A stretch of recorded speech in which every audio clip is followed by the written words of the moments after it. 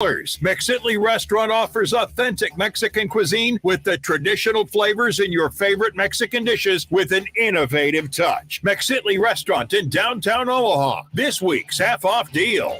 Zone deals go fast. 9 a.m. Friday, 1620thezone.com. Nominations for the Step Forward Awards are now open. These awards are the state's most prestigious awards for volunteerism, and we need your help to find outstanding volunteers from your region of the state. If you know a volunteer who deserves to be honored for their service, visit serve.nebraska.gov and click Nominate Now. Made possible by sponsors like Omaha Public Power District. Nominations must be submitted by June 1st. Paid for by Serve Nebraska, aired by the Nebraska Broadcasters Association and this station.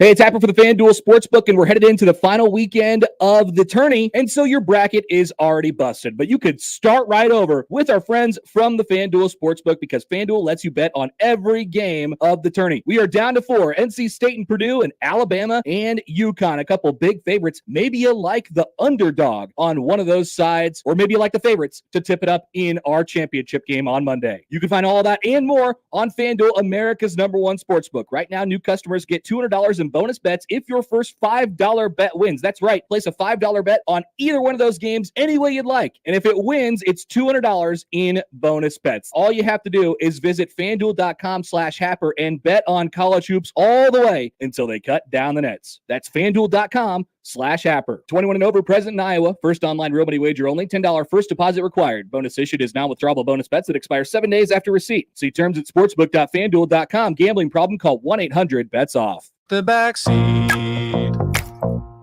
Check the backseat. All right, come here. Check the backseat. Gets in your head, right? Good. Because every year, dozens of children are forgotten in the backseat of a car by a parent or caregiver. All never thought it could happen to them. But with changes in routines, distractions, or a sleeping child, it can happen to anyone. Parked cars get hot, fast, and can be deadly. So get it in your head. Check the backseat. A message from NHTSA and the Ad Council. Tickets for less. Best seats, best prices, no service fees. Shop ticketsforless.com. KOZN Bellevue, Omaha, Council Bluffs. This is 1620 The Zone. A crossover is crossover dribble. Sing for the crossover. Kyrie Irving, crossover in the lane. One of the most famous crossovers of all time. Behind the back, an ankle breaker on Chris Paul. Crossover. Double crossover. The crossover continues to evolve.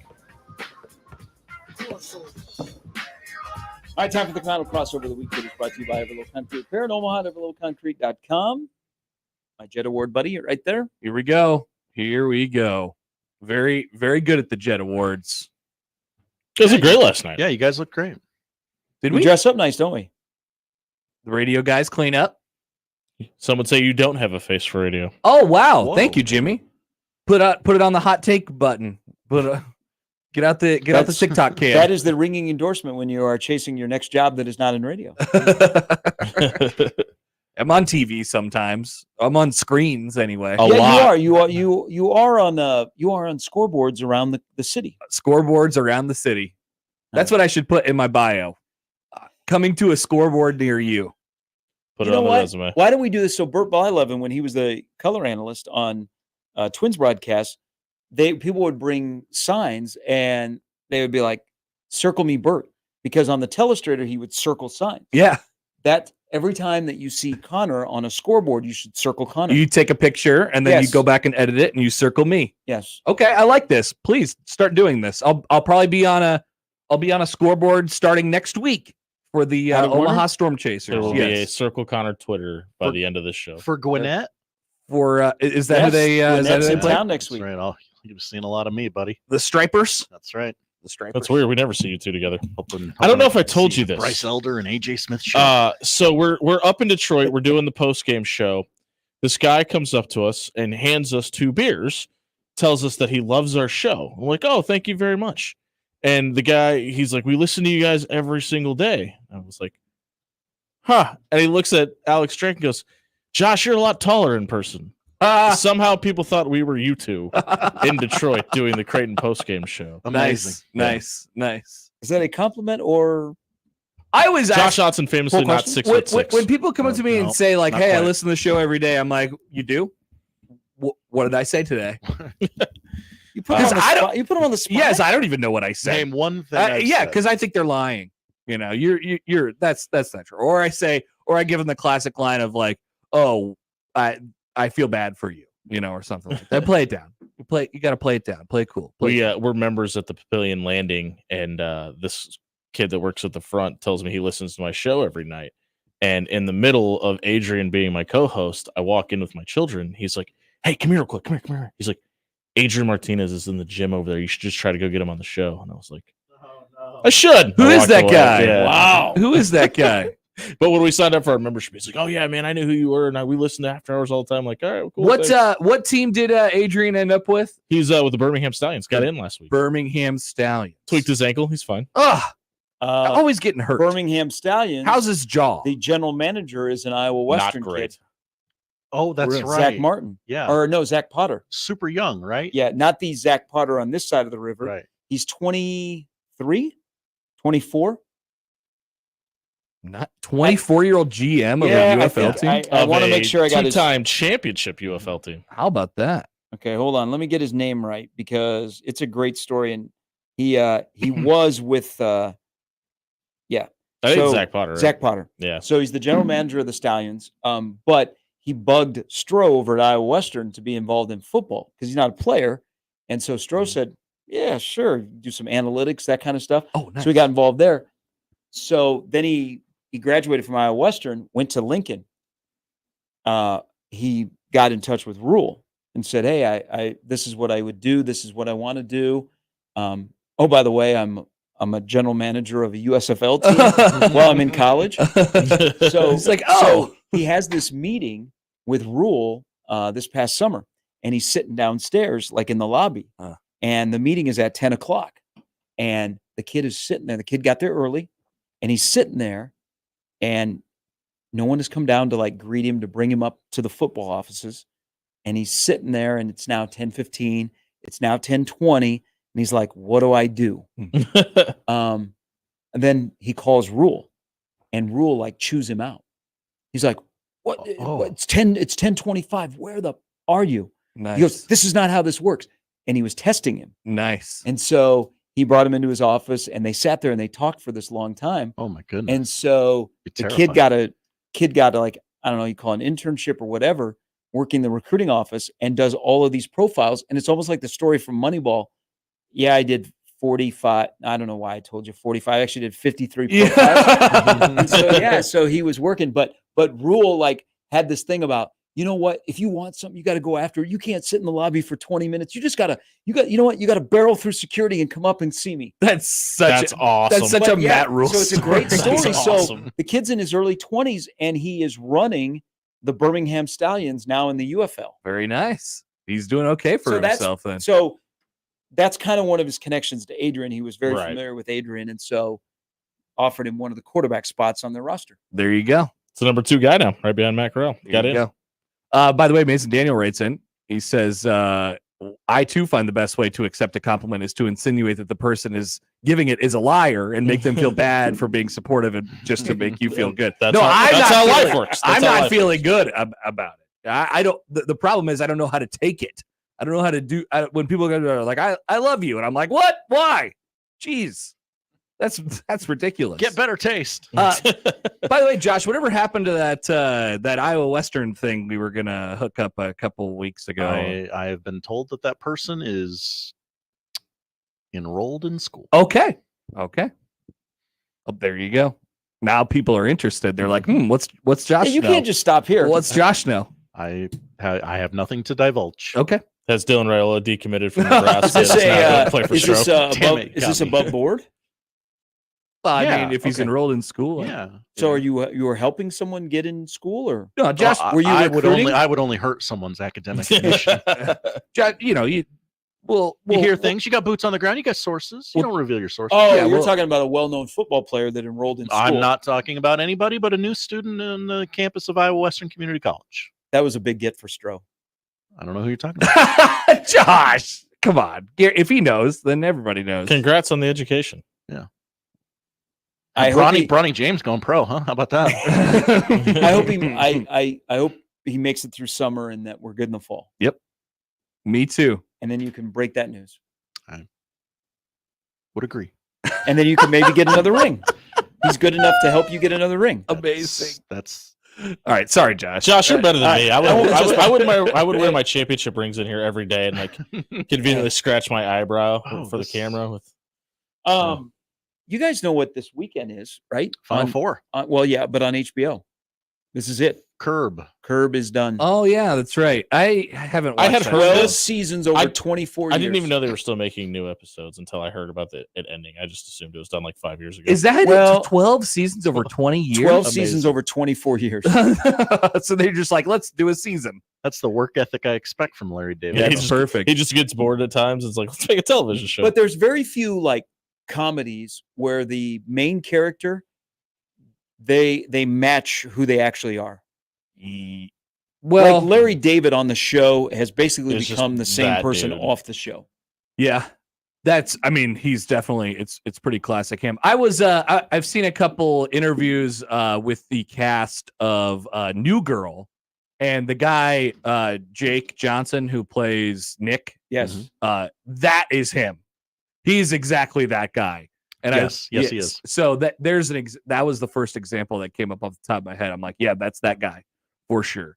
I don't watch enough TV. I don't think I've ever seen an episode of New Girl. You don't watch enough TV. Yeah. I'm usually the person who I watch movies. I'm of movies. I don't know if I'm of TV. The only thing I watch live is sports nowadays. I know Everything else is there's just so recorded much and- of it. Yes. There's just so much. Here's what I'm afraid about Curb, and I've been a Curb fan since day one. Is Larry David still thinks the Seinfeld finale was perfect? That there's going to be They're gonna go- because they're he's gonna going go to to basically throw the middle finger to people that have been telling him that Seinfeld's exit sucked. He's going to do it again. There's going to do it's going to be very similar. Yes. Yeah. No. Why does everyone not like the way that Seinfeld ended? Yeah, like I didn't mind it. Yeah. There's no great way to end a show. There never is. We've That's a good we've take. experienced this. There's very few like perfect endings. Like I thought Breaking Bad was probably as close as anyone could get, and Yeah. people still had problems with that. That's the only one that I think I didn't have a problem with as well. So there's no good way to do it. I was fine with the way that they did it. I wanted more of the main characters. I know they rolled out cameo after cameo. Yeah. I didn't think they were going to come back, so I wasn't looking for like, okay, leave us hanging. I just didn't like that turn on the storyline. That was my own personal preference. Now, They had to pay for all of their sins. now, so is it a good thing? Like when you end, they were kind of jerks. They were kind of jerks. People forget. Poor Jesse. when you end a TV series, do you want people to be angry or sad or happy? Like, what's the show? I think it's important you give them one of those things because leaving a cliffhanger when you don't have another episode is the worst part. What was the show? God, it was a CBS show, super popular. But Big Bang the Theory. end, what? Big Bang Theory. No. Young Sheldon. No. Before that, it was a Monday night show. Who was in it? Was it a funny? It was funny, but it went on forever. Bob Newhart. Murphy Brown. Why do I always keep saying Doogie Howser? God, what's his name? How I Forgot Your Mother? Or How I Met Your Mother? How I Yeah, Forgot How I Met Your Mother. Yeah. Okay. Oh, yeah, so that one, People were, yeah. and there were so many people that liked that show, but absolutely hated the final. I've never watched. So the it whole back. show is based on like what was it, 8 seasons of getting to the finale. Like even the first season was about getting to the finale, and it just apparently underdelivered. They had the from reading about it at the time, they had the end planned out, and it was pretty much predetermined what was going to happen, like basically from the very beginning, because they had to record the kids saying what they said in the final episode, way back when the show started, because they looked the same. And so I think that was pretty much, I don't know if exactly how it went down was predetermined, but what they said, which was, sorry, spoiler alerts here, like, hey, Dad, you just told us that whole story. It's very clear what's going on here. You're actually in love with Robin. And then he goes back and does the blue French horn thing again. But that it was like the whole payoff of like, hey, here's the mom. Also, she's gonna die now. Yeah, and she's not important to the story actually at all, because but people liked her, and they were already pre-programmed to like the mom. And then she showed up, and then they did like her, and then they killed her. and people were angry. Walt Disney, Like right? angry. Remember, Josh, when we went through that, there was a stretch where in movie making, we were showing the finale at the beginning, and then we worked our way back. Oh, yeah. That was a thing. Mm-hmm. Yeah. That didn't last very long. We love Tarantinoing it, don't we? Mm-hmm. Well, okay, did you like that? Showing the finale, like the ending at the beginning, and then you worked your way back to fill in the blanks? No, you gotta be really good to pull that Did The off. Hangover start that too? Ooh. I don't know if they started it. Because that's how that. But it's like that's how that it's movie starts. situational. I don't know. Like if it works for the story that you're trying to tell, which was perfect for The Hangover, because It's pretty obvious what happens. they didn't actually tell the actual story. They just did the lead up to the story, and then you got the story in flashbacks or pictures during the credits, which I thought was awesome. It was pretty funny. That might be the best payoff for that type, where you give the ending away. Yeah. In any movie. Hockey Dad says, my wife and I were pissed at the ending of How I Met Your Mother. Mm-hmm. I don't think I was mad.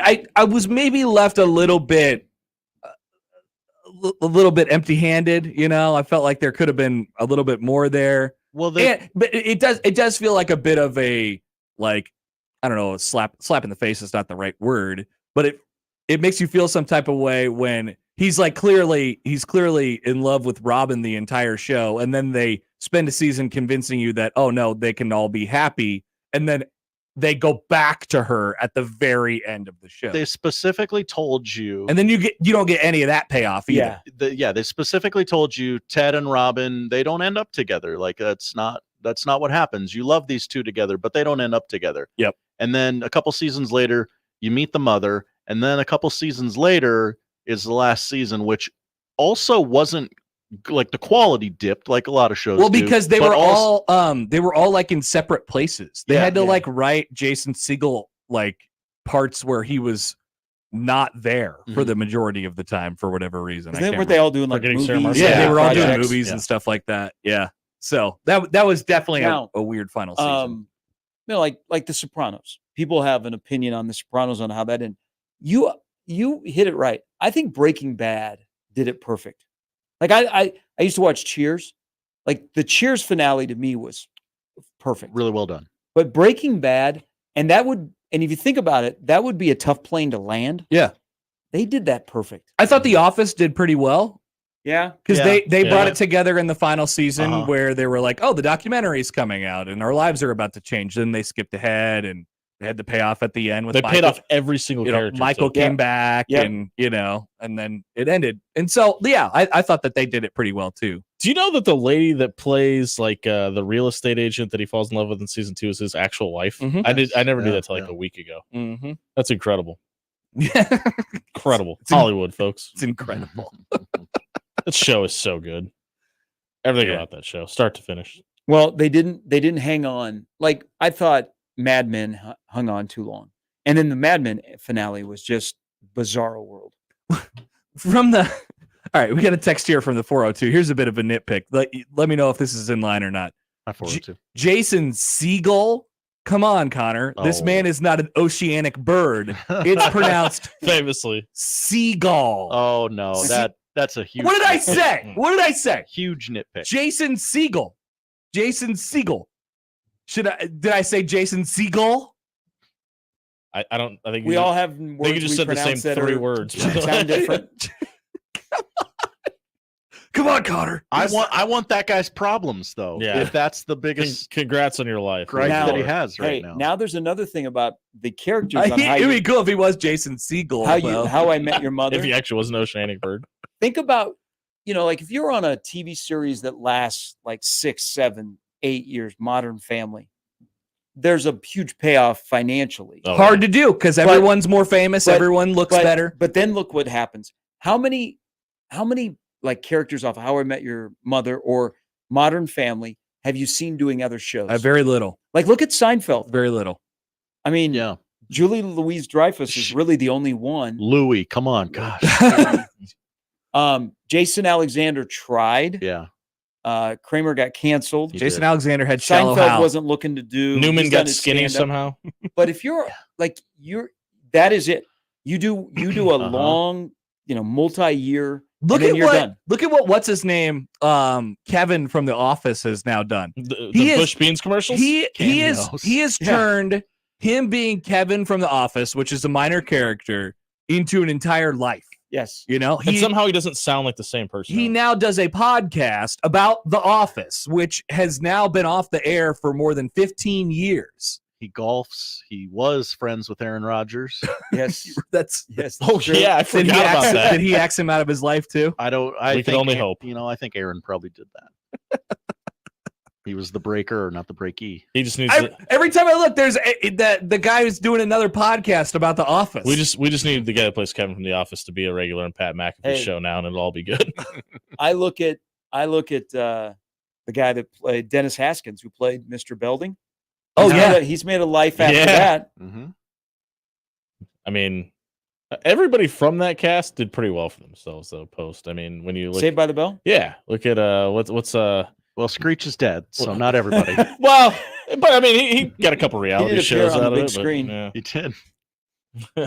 Okay, so we get a follow up from the Siegel guy. No, 402-951-1620. no, sit like the first part of sitter, and gall like gallbladder. This is a hill I will die on. Woke ass 1620. So you're telling me that his name is pronounced Jason Segal? Because that is not correct. Like Steven Seagal. yeah, no, Yeah, that- I think that's what he's getting. That at. is not right. His name is Jason Siegel. So I have heard it pronounced both ways. Now that I think about it, woke texter incorrect. You're getting your news off of Facebook or something. Jason Siegel is his name. He's not Steven Seagal's brother. This is not the twist on a Friday I thought we were Yeah. going to go with, but I love Jason it. we have Segel. arrived. I love it. I love Jason the passion. I don't have a side. This but I guy love the comes passion. at me saying his name This is guy's Jason very- Segal. His name is not Jason Segal. That's not his name. That's not how you pronounce it. John says, changing the person, MASH. MASH. Yes. Great- MASH great finale. Did quite well. I never watched the end of MASH You were the only one. or the beginning of Yeah, MASH. it was. Spoiler alert, the It's war still ends. one of the most watched programs of all time, correct? yeah, I think it's like Yeah. third ever in television viewership. How Mike says, how does Connor pronouncing a name make him woke? Great question. I don't know. Yeah. Many are asking. Also, if you do the real timeline, Mike says the mother on How I Met Your Mother died 6 years before 2030, Wait a minute. which would be 2024. oh, she's no. gonna die this year Oh no. in the real life How I Met Your Mother timeline. Hopefully, Jason Segal's not there. Most watched non-Super Bowl of all time is the MASH finale. Yeah, How wow, about that? 105.9 million viewers. that's awesome. And so, what year was this? 86. right? 83. 83. Nothing was on TV in 83. We wouldn't even be close to a program being on television today that 105.9 million people would watch non-sports. Also, I would like to just clarify: there are only 10 Super Bowls that rated higher. That's crazy. I was just about to ask how many actually beat it. Things It's rated higher than 40 Super Bowls. That's wild. You know what we learned today? People were bored in 1983. Well, There was nothing on TV. and that But was an everybody extremely- had a TV. and that was an extremely popular show. I mean, like every Monday night, because there's what is it with Monday nights? CBS loves them some Monday nights. How many people watched the Josh? How many people watched the Game of Thrones finale? Like Hopefully not a lot of people. Like 11. I don't know. 11. Yeah, it was bad. Really? They were The- dropping like flies. That at is the my end. least Yeah. favorite. That is my least Yeah. favorite Well, season That of any last, TV show. that I've last ever season watched. was a grind. That's the show I came. That's the show I came up with because I feel like that's been the most commercially popular show. and maybe the most hated finale ever. Really? Yes, Just because- 19.3 million people watched. the and Game every one of Thrones them finale. hated it. And every one of them hated it. Wow. Yeah. I wasn't a 19.3. GOT guy. So. I wasn't either. It's probably the best 7 seasons of any TV show I've ever seen. It's probably the worst last season of any TV show I've ever seen. Wow. Wow. How I Met Your Mother would also be on that list. Of, Yeah, but Game of Thrones ending, it's number 1 all time in my opinion. You literally had an entire character arc for 8 seasons that you reverted back to their first season because 2 directors got the Star Wars gig and they stopped caring about the most watched TV show at the time. Oh. How awkward do you think it would be? You know, like everybody has done the media tour that's on Curb, and they have been done with the finale for they shot it like 4 months ago. It would be weird to like maintain that persona, right? Well, or you being asked about it. And like right after the first of the as long year, as it's you not go Mark on, Ruffalo, you they're go on probably a good. talk show and they're talking about it, and you already know how the show ends. I'd forget. Yeah. And then all the, like, we see all the behind the scenes videos and stuff from when they were actually shooting the episodes. Like, how does that not leak out Yes. during that period of time? Well, like, like with Good job of that. High-priced for NDAs. movies, That's like, people now, like the popular actor and actresses are shooting back-to-back movies, but like might have been Tom Cruise. Well, okay. So when they went on their media tour for Maverick, he had to be reminded of a couple of things in it because they had shot it like years before. That's right. Yeah. And the first time, like, these people are seeing Maverick, and he's like, "Oh, I think I shot that like 5 years ago before COVID."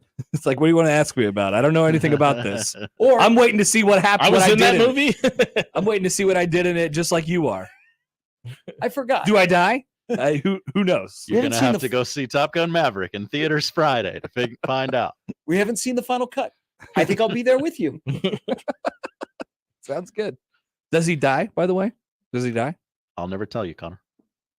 You expect me to watch it? Do I? Yeah. Wow. That's going to be... No, he wants you to watch it. How have you avoided it? I haven't avoided it. I just haven't watched it. I haven't stumbled into it. Every time I bring up my apps on my TV, I got my MLB network or my TV app, and right there sitting for me is to watch Maverick. It's very rare now that I'll sit down in front of my TV and I don't have something that I know I'm going to turn on. Yeah, same. Like I have a plan when I sit in front of the TV now. That never used to be the case. What do you think is the most? Right. What do you think is the most pop culture relevant movie you've never actually seen? Oh boy, what's the most pop culturally relevant movie? Yeah, start there and we'll. Have you seen Pulp Fiction? Yes, I've never seen Pulp Fiction. Okay, that's pretty high up there. Yeah. Did you finally watched Jurassic Park, right? I don't think he has. No. Jurassic Park was the second one that came to your head. That's funny. I don't. I probably saw. I feel it like you guys ago. talked about this. I probably. Was there a longer list that we should be like? Where were you going? I ended up seeing The Godfather. Which I still have not seen any of The Godfather. I'm grateful for Josh to making me see The Godfather. You're welcome. Hey, I want to go back to something because you reminded me of my dad. Like, we used to, because my dad would do this and drive my mom nuts. He would turn on the TV with no plan, and he'd be a flipper. Yeah. And my mom would be like, she'd get upset. Like, I remember used to do that. You're right. Now you sit down. I got a plan. And you have an intended plan on what station you're going to. Yeah. Mm-hmm. I don't think because it's all on demand. You could watch anything you want anytime. I don't think I've watched anything stupid that wasn't on my DVR in maybe 2 years. I want people. I want the TV to tell me what to watch. I do actually agree with that take. I don't want to tell the TV what to watch, but yet everything is on demand and nothing is even actually on TV anymore. And I'm always catching up on something. So exactly. I got 7 Jeopardies that I'm behind on now. It's JIT season, baby. You got to catch up. Does it get good? Because I've been watching the quarterfinal round. The quarterfinal round has lacked some. Yeah. There were a lot of runaways in the quarters. We've trimmed the fat and the semis. The semis get good. I did enjoy the TOC though. Yeah, I was like, am I the only one that didn't know that like Jeopardy was? Me and Josh now? watch Jeopardy every night. It's just one of the things that we kind of do as old people. The tournament champions was very good with the 3 players that were there, and now they've moved on to another thrilling final. Jennings hosts that tournament, now, right? Yeah, Ken Jennings. He's really, really good. Speaking of things, that's awesome. That's awesome. He's really, really good. We kicked Blossom to the curb, and they brought out did her dirty. They brought out Johnny Gilbert to episode 9,000. Yeah, he had 9,000 episodes. You know how old Johnny Gilbert, the voice of Jeopardy, is? He's up there, 82. But can I ask you? Does he look like what he sounds like? Yes. Oh my God. Johnny Gilbert is 95. He'll be 96 this I kind of year. wish they would have never brought him out until like Jeopardy was like getting canceled in the last episode. And if I'm going off an Alex Trebek documentary I saw, he's there every tape. And it's all live. He has been on every episode of Jeopardy since the start of Trebek. But he sits there in the background. Everything is live. How much he makes with that clear as day toupee. And he sounds the same as he did 30 years ago. Olive oil voice. 95? 95 years old. So, I mean, the question is eventually going to hit us. Who becomes the next Johnny Gilbert? Did he do the Price is Right for a little while too? This is Jeopardy. I don't know. I think he was the, if I'm not mistaken, I believe he was the voice of the Price is Right for a couple Thank you, seasons, Johnny too. Gilbert. Thank you, Johnny. Thank you, Johnny Gilbert. I know Rod Roddy is the Yes. voice of Price is Right that I remember. Yes. Maybe that's who I'm thinking of. And they would show him periodically. Uh-huh. And Yeah, he would always be wearing the checkered suits. Yes, Yeah, he'd be yeah. a guy that you're like, yeah, that looks like him. We need more The- guys like Johnny Gilbert. Whole question. Saturday Night more guys Live like Johnny Gilbert? used to have the same announcer. Saturday Night Live. Yeah, he died Yeah. relatively recently. Yeah, like and 10 or so years so ago. it took a little getting used to But- hearing a different voice. But he still does it in like that voice. Yeah, it's It's Saturday Night Live. it's Daryl Hammond, right? Is it Daryl Hammond? because it was Don Pardo, right? Yeah. Yes. Yes. And he still does it in the same way that Mm-hmm. that Don did it, which is kind of odd. Wasn't Daryl Hammond also wasn't he Sean Connery in Celebrity Jeopardy? Oh yeah, it Yes, was, he was. wasn't it? Yeah. That's right. Yeah. Which is still probably Let's hitch now. the best Saturday Night Live skit. That You do that really well. Well, we now know who's going to play Sean Connery Now- if you ever want to bring it back. now the big credit on that skit is Will Ferrell didn't break character. I know. He held it, Somehow, man. somehow, Yeah. somehow. Potent potables. And then they had the one where they had Tom Cruise was on there, and then God, what was the character he was playing? Burt Reynolds. Yeah. I don't remember Turd this. Ferguson. Yes. Turd. It's a big hat. It's But funny. when they had Sean Connery, Will Ferrell was great. I mean, did not laugh or anything. Because if you remember the Chris Farley sketch, Van Down by the River, Yeah. how everybody breaks. loses it. Yeah. Mhm. And Chris Farley just keeps going. They've Yeah. all got their hands over their mouths at one point or another in the scene. Farrell also did that thing with Jimmy Fallon where he does the headphones on, plays music, he had a lip read, and he doesn't say anything close to what he's supposed to be saying. And then he takes his headphones off. He's like, "Oh no, it was this." Everybody That's has their great, good old too. days of the Saturday Night Live. Always comes back to that. Everybody has them. Now all the Saturday Night Lives are about TikToks. Yes. Kind Just of. watch the news. Just watch the news. Weekend update. Just weekend update. Just wait until about 11:05. Flip it on, and usually the weekend news will be coming on. Yep. You're good. Weekend update. All right. Well, speaking of weekend update, you guys have a good weekend. You too, Update. We'll see you on Tuesday. Yes. Safe Tuesday. travels. Thank you. Thank you. I appreciate it. Have fun, man. That's the crossover powered by Everlevel Concrete Repair in Omaha at everlevelconcrete.com. It's Friday. We'll start things off next. That's the crossover. The Connor Happer Show is next on 1620 The Zone. You get a lot of junk in your inbox. This one, not junk at all. 1620 The Email. Exclusive content, contests, other stuff probably. Subscribe today at 1620thezone.com. Your Omaha area forecast from the Godfather's Pizza Weather Center and KETV News Watch 7 on 1620 The Zone. Becoming more mild Friday as we close out the week. Expect partly sunny skies through most of the day. Southeast winds are light early on, becoming breezy late in the day with gusts up to 20 miles per hour possible. Highs in the low to mid 60s. I'm meteorologist Sean Everson from KETV News Watch 7. What moves you? Whether it's running a race or playing with your grandkids, orthopedic specialists at CHI Health are dedicated to helping you keep life moving. We offer the latest surgical and non-surgical treatments, so you have options for painful shoulders, knees, hips, and every joint in between. Don't let joint pain put life on pause. Count on our team of orthopedic specialists to begin your journey back to what moves you today. The world's largest sports book in Las Vegas is available right at your fingertips in Iowa. The Circa Sports Iowa app is sports betting the way it should be. Bet anywhere in Iowa and experience high betting limits, tight money line splits, and exceptional customer service. Download your new bookie today. Visit circasports.com and start betting like a pro from anywhere in Iowa. If you or someone you know may have a problem with gambling, call 1-800-238-7633. Are you someone who tries to drive while distracted by your phone? Someone who props it on the steering wheel or peeks down at it for a glance? Or just scrolls and scrolls? If so, you could be the next person to get into a fender bender, get a ticket, veer off the road, or even cause a crash that kills you or someone else. Enough already. Put the phone away or pay. Paid for by NHTSA. Are Nebraska craft beers and ciders important to you?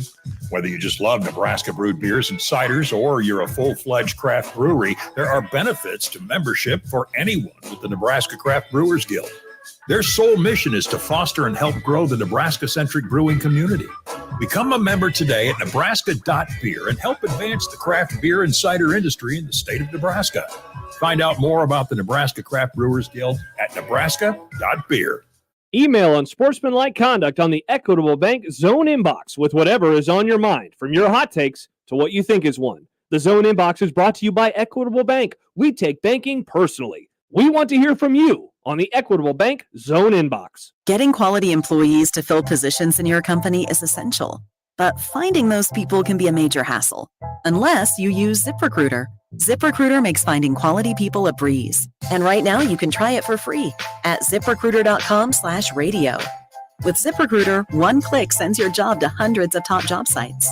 But more than that, ZipRecruiter's advanced technology identifies the candidates with the skills you need, sends you a list of great matches to review, then actively invites them to apply for your job. And the results speak for themselves. 4 out of 5 employers who post on ZipRecruiter get a quality candidate within the first day. That's right, the first day. Now you can focus on your business and let ZipRecruiter do the work finding the best people for you. See for yourself. Experience the ease, efficiency, and power of ZipRecruiter for free. Just go to ziprecruiter.com/radio.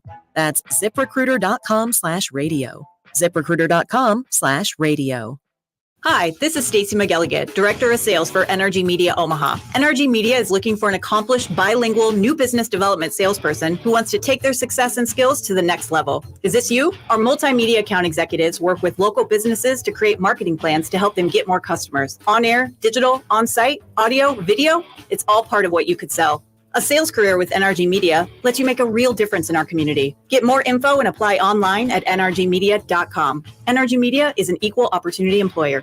College basketball's biggest tournament is coming, and it's time to start betting like a pro with the world's largest sports book right at your fingertips. Circa Sports Iowa. It's sports betting the way it should be. High betting limits, tight moneyline splits, exceptional customer service, and more. Fund and bet like a pro anywhere, anytime. It's never been easier. Download your new bookie before all of the March action at circasports.com. If you or someone you know may have a problem with gambling, call 1-800-238-7633. It's the Connor Happer Show. Are we sure we want to do this?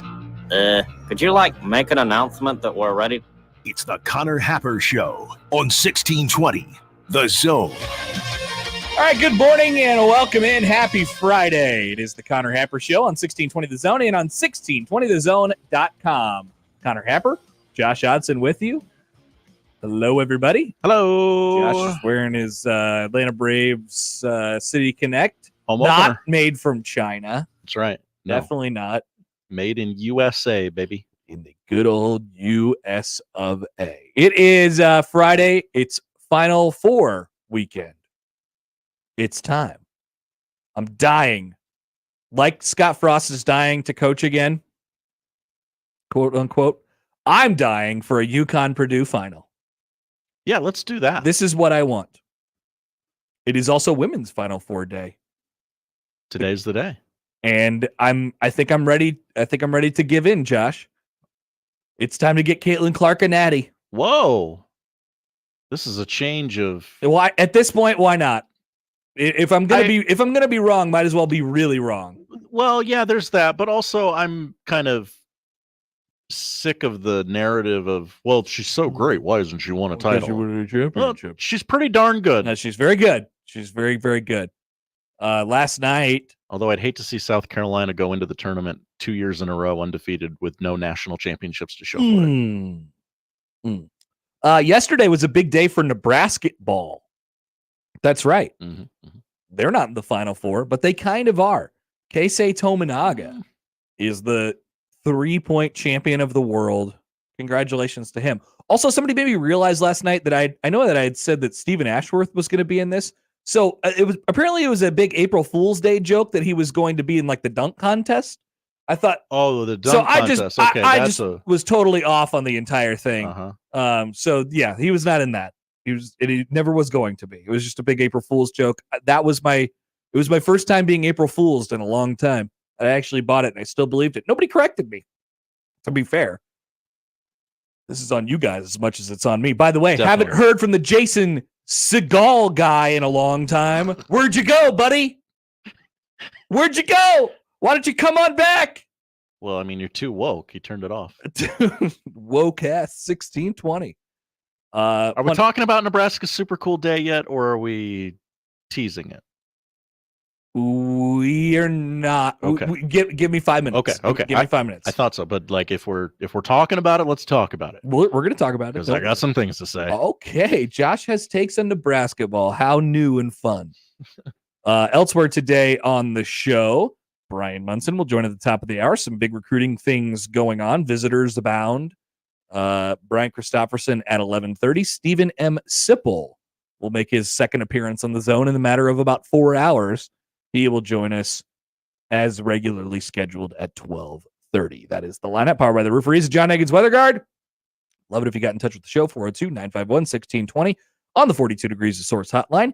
You can call or text that number. Tweet at Happer Show, at Connor Happer on the JTech Construction Zone Twitter feed. Email Connor or Josh Show at 1620thezone.com in the Equitable Bank inbox. We say good morning to our YouTube watchers this morning. Hello, everybody. Also watching along with us conveniently one click away at 1620thezone.com. We have now heard from the Jason Segal texter. Oh, good. He says, I didn't really want him to turn the show off. Patrick Mahomes' voice. I'm here. And I'm still right. I like this. You're not right. You're this. wrong. You're not right about this. I will fight about this all day long. He says this is a hill I will die on, that his name is pronounced wrong. It's almost something that we can find out just by him saying his name over the years and years and years. His name is not Jason Segal. It's Jason Siegel. Jason Siegel. Oh, interesting. Where'd that come from, Josh? Google. Now, if you'd like to hear it straight from Jason Siegel's mouth, I also have that as well. That'd be great, too. We got to sit through this Bally Sports ad first. Look at Bobby. Oh, look at him slugging. Oh, yeah. Get the Bally Sports Plus app. It's only $100 a month. Okay, here's Jason Siegel. Hi, I'm Jason Siegel. Oh, interesting. Very interesting. That's from a YouTube channel called Celebrities Saying Their Own Name, which is a great idea for a YouTube channel. Actually, that is. Text from that same number, woke ass Google, I'm not convinced. And then when he just play the last one again there. Oh, I just closed it. Oh, where did we get rid of it? I thought we were done with it. Jason, hi, I'm Jason Siegel. That was clearly Jason Siegel. That wasn't AI Jason Siegel. Oh, what if it was? That'd be a great bit. He says, damn it. Hi, I'm Jason Siegel. Hi, Jason. Hi, I'm Jason Siegel. I'm glad I was right about that, by the way. Whew. Yeah, you were. I really put all my eggs in that basket. You were both really dug in. I didn't expect to have such hot of a take this morning, but here we are. Thank you for doing so. Elsewhere on the show, we'll talk about Nebraska ball's big day coming up here in just a couple seconds. We'll talk quarterback situation as they all spoke yesterday. Ohtani Gate 2.0. Yeah, I've got some questions about this. I hadn't heard about this until I saw it on the topic sheet last night. Angel Hernandez is back. Oh, this guy. The Must Bus is headed to the Big Ten. Like I said, I need UConn and Purdue real bad. And has drove Bronny James out of L.A. Stephon Diggs might be insane. And Fashion Police. All that coming up on the show today. We get a text from Jeff. Hi, Jeff. We'll run into our next topic. Well, Jeff says, thinking Josh is more of a J-sker than Hap. At least Happer is a little more fair on both teams. Now, you haven't even heard what Josh has to say about Nebraska ball's big day yet, but maybe you could tell by his tone. There was a tone? Well, you just kind of have that tone sometimes, you know? Interesting. When you're about to say something. Interesting. So stick around. Pedro says, hi, guys. Hi, Pedro. That sounds like it's AI generated. Maybe it's No. Josh's best friend, Frank Caliendo. I should text him. Do you do a Jason Segel? You do a Jason Segel. Be helping us out if you could. All right. One final one from the Jason Segel guy. I'm going to rename him on the text line, Jason Segel guy. We live in a world in which people can't admit they're wrong. I will try to make the world a better place and admit I'm wrong. However, my name is Connor. Connor was right and Connor was wrong. Oh. But who's to say who is who? What a twist. Maybe I was on the right side the whole time. I love this person. And no, I'm not going to name you Connor on the text line. I'm going to name you Jason Segel guy. That's what you're going to be called from now on. Whenever you text the show, you'll be addressed as Jason Segel guy. All right, Josh has takes on Nebraska ball's big day yesterday. Munson's coming up at the top of the hour, all to come in the Connor Happer Show on 1620 The Zone. And as we mentioned, the culmination of the big tournament is this weekend, and your bracket's gone. Sorry, you probably haven't thought about it in a couple weeks if you're anything like me. Just 3 games left. Purdue is a 9.5-point favorite against NC State. UConn is an 11.5-point favorite against Alabama. That is all according to our friends from the FanDuel Sportsbook. And so you can bet those games, bet the champion at the end, and do so with a $5 bet, because right now, new customers get $200 in bonus bets if your first $5 bet wins. So if you like DJ Burns and the boys, take NC State plus 9.5. Or if you just like them to cover that, 9.5. That's $200 that you could play around with. Use on point spreads and money lines. And the pick 2, of course, win it all. Head to FanDuel.com/Happer and bet on college hoops all the way until they cut down the nets on Monday nights. 21 and over. Present in Iowa. First online real money wager only. $10 first deposit required. Bonus issued is non-withdrawable bonus bets, which expire 7 days after receipt. See terms at sportsbook.fanduel.com. Gambling problem? Call 1-800-BETS-OFF. The best way to catch all the action is on 1620 The Zone. And no line for the bathroom. Host is roasting every morning. Host is roasting every day. Since 1972, family-owned and locally roasted Host Coffee Service has been roasting the finest coffee for businesses and restaurants. If you're ready to change to a better coffee provider, it's time for Host Coffee. Omaha's best coffee since 1972. Host Coffee is always roasting something good for you. Is your concrete cracked or uneven? Hey everyone, Coach Greg McDermott here to explain why you should choose Everlevel Concrete Repair. Many people think they need to replace broken concrete, but repairing it provides durable protection and comes at a fraction of the cost. Everlevel provides permanent repair solutions to fix your concrete and protect it against future damage. And it all comes with a long-term transferable warranty. They offer free inspections to walk you through the entire process. Call Everlevel Concrete Repair today. Trees, are they all the same? Not at Lanahaw. Grown from a quality seed source, handcrafted in our local farms for generations, and acclimated to our tough Midwestern climate, Lanahaw's trees are different. Simply put, they're better. Much like our trees, we take great pride in being homegrown. Visit our garden center to find your next tree today. Rooted in quality, unmatched value. Lanahaw Nurseries, 192nd and Center. Nominations for the Step Forward Awards are now open. These awards are the state's most prestigious awards for volunteerism, and we need your help to find outstanding volunteers from your region of the state. If you know a volunteer who deserves to be honored for their service, visit serve.nebraska.gov and click Nominate Now. Made possible by sponsors like Omaha Public Power District. Nominations must be submitted by June 1st. Paid for by Serve Nebraska, aired by the Nebraska Broadcasters Association and this station.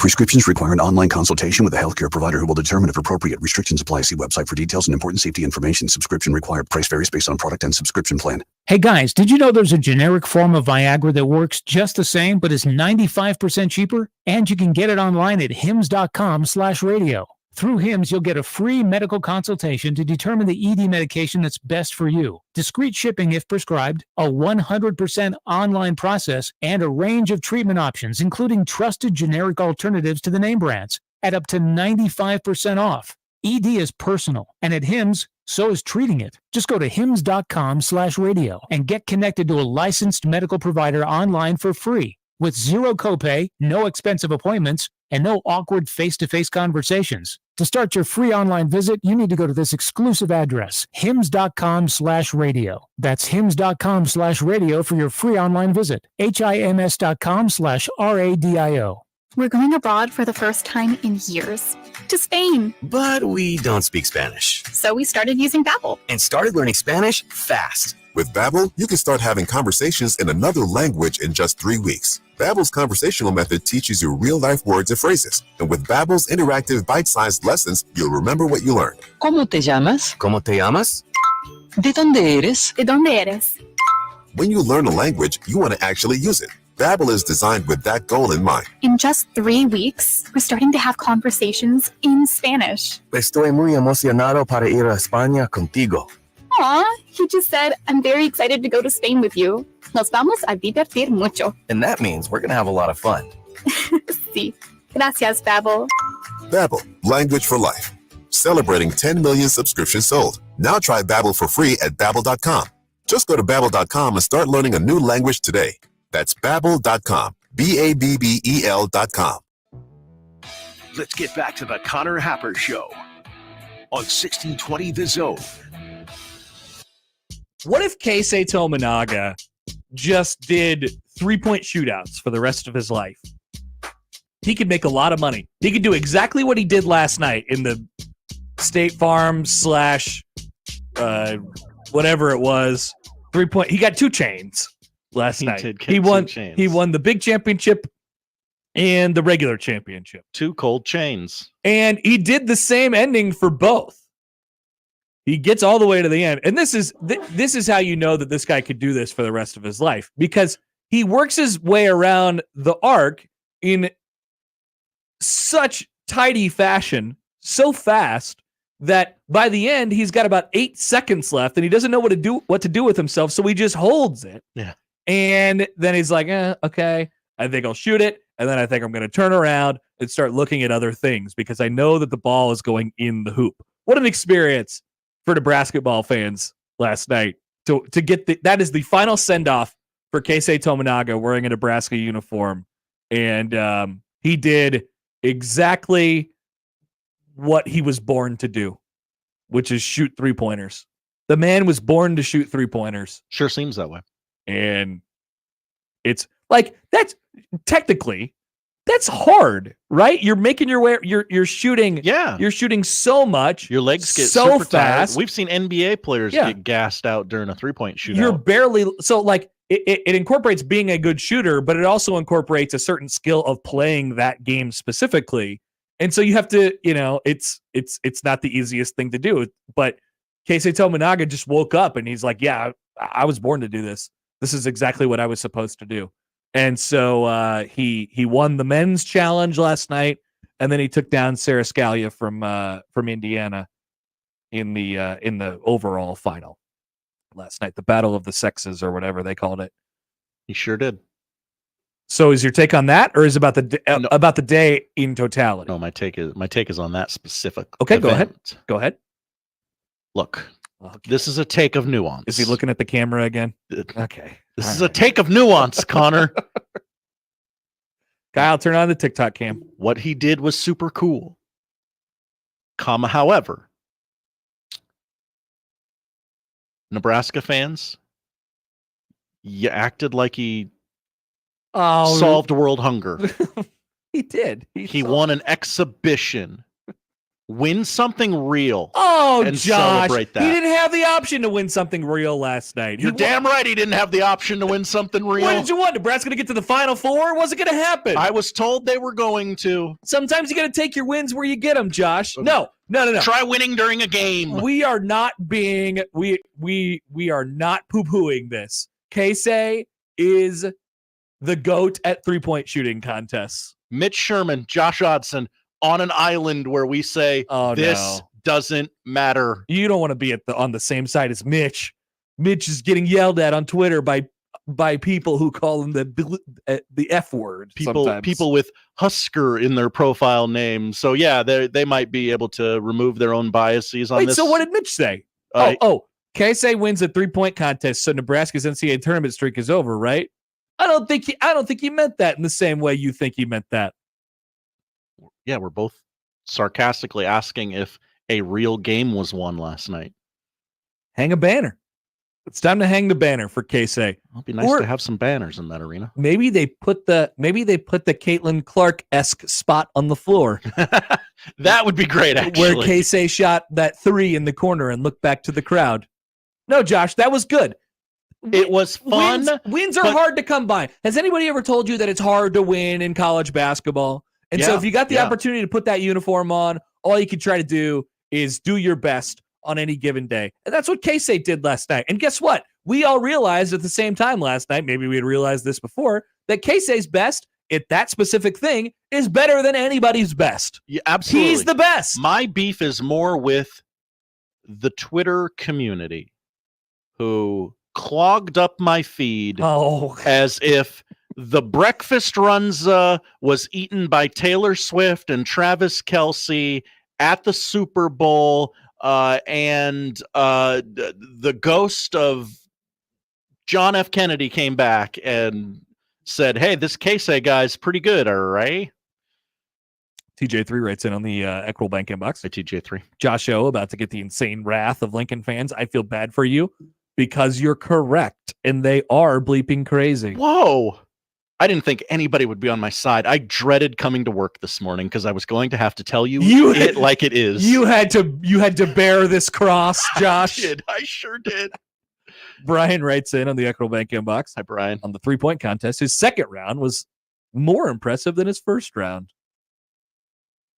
Absolutely. Okay. I thought the whole I don't thing. Disagree with that. I thought the whole thing was impressive, to be completely honest with you. And I'm glad that he got his 2 chains last night. And I'm glad that, so we were sort of robbed of it during the NCAA tournament because, Wade Taylor decided to make every shot that he took. But, we talked about it beforehand. He was going to be the star of the deal if they won a game. He was going to be the whole reason. He was going to be Golke. Did you notice who was in the 3-point contest last night and didn't get past the first round? Jack Golke. Golke, right? So he was going to be Golke. And so we didn't get that. But he pops back up on this random Thursday night before the Final Four, and it's like, you know what? Oh my God, I remember this guy. He's the guy that I was excited for I didn't hear of after the first day of the NCAA tournament. And I'm glad we got this. And America seemed to really, really enjoy this. And I'm glad that Keisei got that, and I'm glad that Nebraska got that last night. I'm glad Keisei got that. I'm not glad the fans got that because you ran with it far too long. You're saying they don't deserve it? No. They deserve something. They deserve more than a 3-point shootout win, Connor. They deserve a legitimate win. Mike writes in on the YouTube. Hi, Mike. Says Keisei will probably end up a G League player. He needs to get the Mac McClung treatment for the NBA 3-point contest. Yes, just parade him around in whatever city you want, do 3-point shooting contests, and pick a guy out of the crowd and see if he could beat him. I would be okay with that. That's the game. Also, Keisei could walk up to playgrounds all over this great country of ours and hustle a lot of people out of a lot of money. So you're telling me you're gonna make 20 out of 33s right now? Okay, go ahead. Okay. He could be the next white man can't jump. Yes, that's the exact thing I was thinking of, Connor.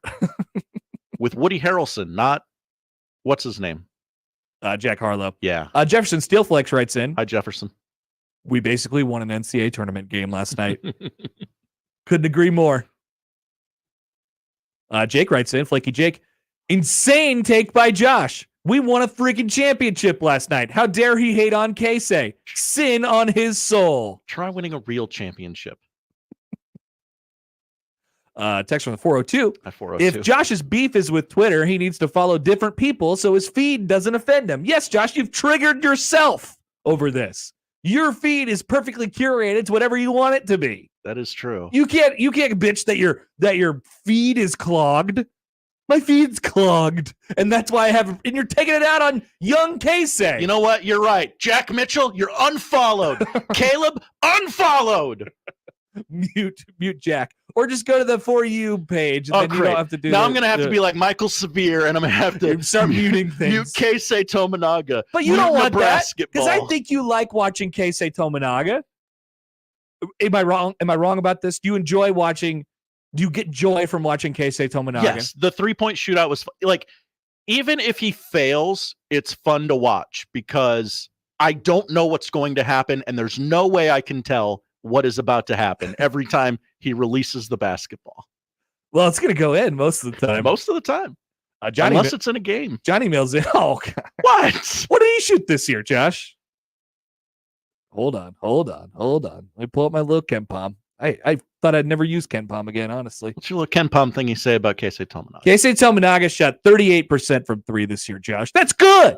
Yes, that's very good. He made it 38% of the time. Last night he made it 100% of the time. The final 37 minutes of the Texas A&M game, not so much. John emails in. Hi, John. Josh Hodson canceling the season after the season and then spiking the football afterwards. Interesting take by you. This was a nuanced take, and you're all ruining it. Corey writes in, I want to see Keisei versus Caitlin Clark in a 3-point contest. I would watch that. I'd love to see all comers. Welcome. Try and take down the almighty. He's like the Freeze in a way, Josh. Yes. You're not going to beat him. You're not going to beat him in a 3-point shooting contest. Many are saying Caitlin Clark is ducking Keisei Tominaga. Many are saying this. Many would say to Keisei, pick on some guys your own size. Jack Golke, he only made 10 threes in an NCAA tournament game against Kentucky. He has no match for Keisei Tominaga. None. Pick on somebody your own size, Keisei. Take it to the big tour. It doesn't matter what situation you put him in. You give him a weird gold basketball, he'll still make it. It's a 3-point shooting contest. The man was born to do it. He lives it. He breathes it every single day. Let's see. Poll question up at Happer Show. Is Caitlin Clark ducking Keisei Tominaga? Great question. Text from the 402. Hi, 402. Just how many things did those Creighton honks win? It's not a Creighton, Nebraska thing. It's a reaction to the celebration of Keisei Tominaga. My feed is clogged. My feed was clogged. My feed is clogged. Just like it's clogged with New York earthquake BS right now. What do you mean BS? It's a very serious situation. It was a 4-point nothing. It's a national news story. The buildings were wobbling. Woo! Did you see MLB Network was live on the air during the earthquake? It's also raining in New York. They don't know what to do. There's a nor'easter and an earthquake. Might as well shut the world down. So I think what I'm getting from this is you just get triggered from any big news story. Anything that many people are talking about. You know what? Yeah, kind of. Josh needs balance in his life. And so if more than 50% of his timeline is talking about one thing, then he automatically hates that thing, regardless of how much he actually enjoys the thing. It's very odd. Don't take it out on Keisei. Take it out on Jack. I really do love a changing of the guard. You love a changing of the guard. You like when we talk about other things. I love that the show moves quickly and does not revisit topics most of the time. Wow. I'm really learning a lot about myself here today. I'm glad we got to the bottom of it. Also, finally. Creighton won many tournament games. Just 2. It's 2 more than. How did I get the anti-Creighton guy in this conversation? TJ3 writes in again. He says, Hi, TJ3. To be clear, Josh O is not hitting on Lincoln/Keisei. He's just not licking their butts. And of course, that is true. Skur fans are blowing up like he's declared war on the state school. I don't love my ally here. It was a nuanced take, and as we've shown time and time again, we can't handle nuance. Also, if you clip that, if Kyle's got the TikTok cam going and you clip the Josh saying, I say he makes it every time, and Josh says, unless it's in a game. Just put that out there after the show and see what happens to you, Josh. I'd like to see it. You see what Mitch Sherman gets every day on Twitter? That'd be you times 50. You'd be dead. They'd come for you. Well, my life has been threatened because of things I've said on the radio before. In this life, though? In this life, no. Sports takes? No. Well, first time for everything. Something different about this audience. Can't quite put my finger on it. Bryan Munson is next. Let's talk recruiting. Are we talking about recruiting too much, Josh? Just enough? The audience likes it, so let's do it. Okay. Coming up on the Connor Happer Show on 1620 The Zone. Live from the Host Coffee Studio, this is 1620 The Zone. Equitable Bank. We take banking personally. EquitableOnline.com. Hi, everybody. I'm Gary Sharp for Lindley Clothing and Well Suited. My fit check has never been better, and you're noticing and you're thinking, you look different. Yeah, I look different because I've trusted a place that has been dressing men for over 88 years in Lindley Clothing. Top brands, top customer service. They've got me covered. They've got you covered. They simply have something for everyone, from tailored clothing to sportswear to even jeans. And now they've upped their game with Well Suited right next door at 132nd and West Dodge in the Linden Market. They have taken care of us men. Take care of yourself and stop by. They got the big spring sale coming up April 4th to the 14th, including 15% off all new spring sportswear. Hey, baseball fans, join the Blur Tailgate at Hilton Omaha this June for our 12th annual hospitality event during the College Baseball Championship Series. Book an experience for your clients or employees with an inclusive bar, buffet, TVs, music, and tailgate games. Secure your spot today and let Blur Events take care of all the work so you can enjoy the day. Plus, we're just steps away from Charles Schwab Field. Visit blurevents.com to book your group, buy tickets, or learn about sponsorships. That's blurevents.com, your college baseball and football tailgate destination. Texting enrolls you in a recurring automated marketing text messages. Consent not required to purchase. Message and data rates may apply. The team's looking good this season. I think so. Man, I miss playing football. Being young with unlimited energy to burn. Ever since I turned 40, I just can't find that fire I used to have. Think you could be lower testosterone? What do you mean? All guys lose their edge when they turn 40. The body has less testosterone. That's why I take Nugenix Total T. I've heard about Nugenix. That really works? Since I started taking Nugenix, I'm lifting like when we played for Coach Carter. I feel more energized at work. It's even spiced up things between me and the missus. Are they still giving out complimentary bottles for people to try? Yep, send a text. It's that easy. Text GRIT to 42424 right now for your complimentary bottle of Nugenix Total T. It's the #1 selling testosterone boosting brand at GNC and Walmart. Do it now and they'll also send you a bottle of Nugenix Thermo X, their newest, most powerful fat burner ever, absolutely free. Text GRIT to 42424. That's GRIT to 42424. These statements have not been evaluated by the FDA. This product is not intended to diagnose, treat, cure, or prevent any disease. Cashback is not available on gas in New Jersey and Wisconsin. Hey, good morning. You're heading to the airport, right? Yep, thanks for checking. I like the car. How long have you been a rideshare driver? About 3 years now. I really enjoy it. Isn't it hard to make money these days with the price of gas being so high? Not for me. I use Upside, the free app that gives you cash back for every gallon of gas you buy. Wait a minute. Are you saying you actually get real money back when you get gas with the Upside app? Yep, I get real cash back every time I get gas. Does that actually add up to anything? I'll make around $200 to $300. Wow, that's serious extra cash. I'm downloading the Upside app now. Download the free Upside app now to earn real cash back every time you buy gas. Use promo code TRUNK for an extra 25 cents a gallon bonus on your first tank. You can cash out anytime right to your bank account, PayPal, or a gift card for Amazon and other brands. Just download the free Upside app and use promo code TRUNK for a 25 cents a gallon bonus on your first tank. That's code TRUNK.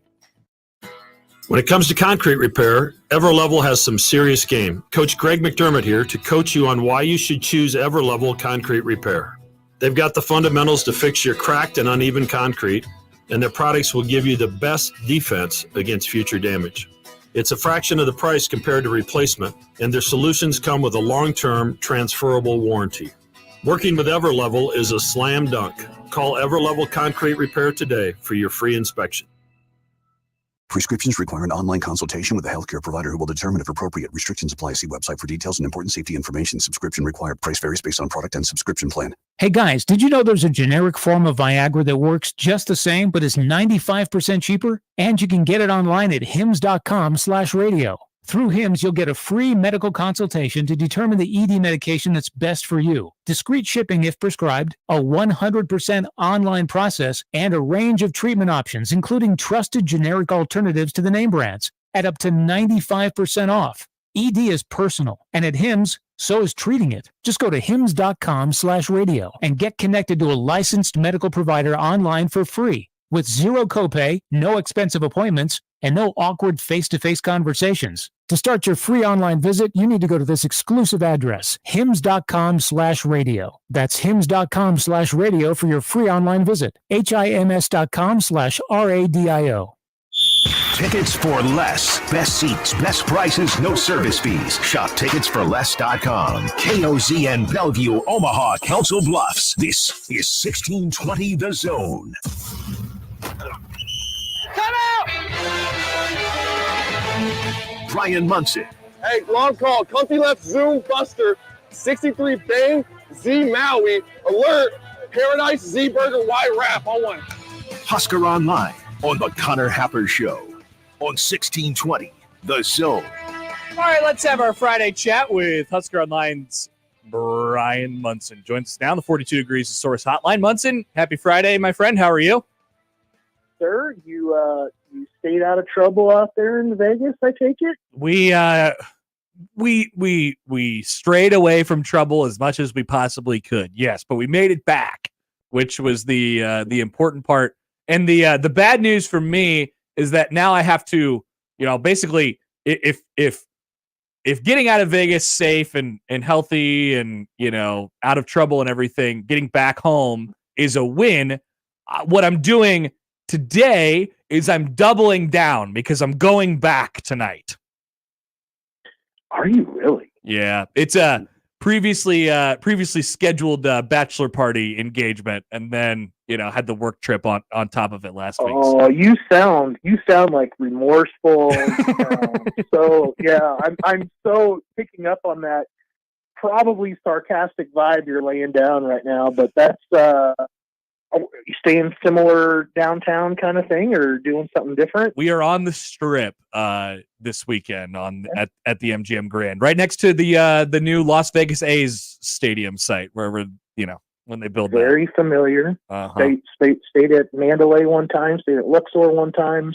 Familiar with that corner right there. So a lot of very happening place right there. Oh yeah, there's some activity. That is definitely the case.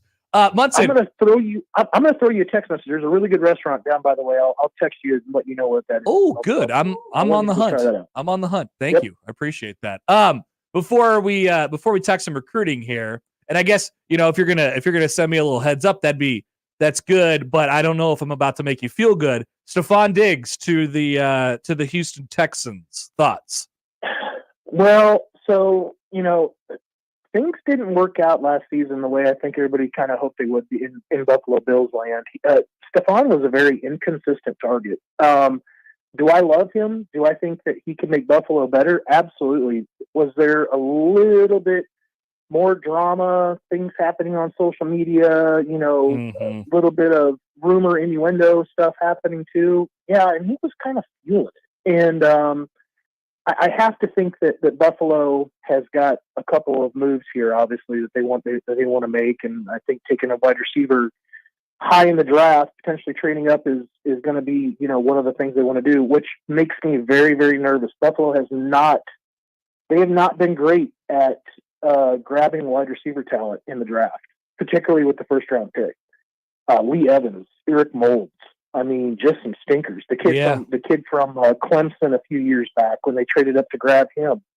I can't think of what he is. I think he was still kind of hanging out with the Chiefs or somebody else a year or two ago. They've just not done an excellent job. They've gotten wide receivers down the list a little bit. They have some really big needs when it comes to secondary, when it comes to offensive line, defensive line. They got corner and safety that they need, so they've got a real chance here to move up, make some noise. But I think I almost would prefer that they go get somebody in free agency or make another trade to go grab another wide receiver rather than kind of show how inept they are so far as at drafting a wide receiver in the first round. Because there's plenty of examples of why they can't do it right. There's a lot of there's a lot of turnover. Okay, so one more Bills question, and we'll get you on. Yep.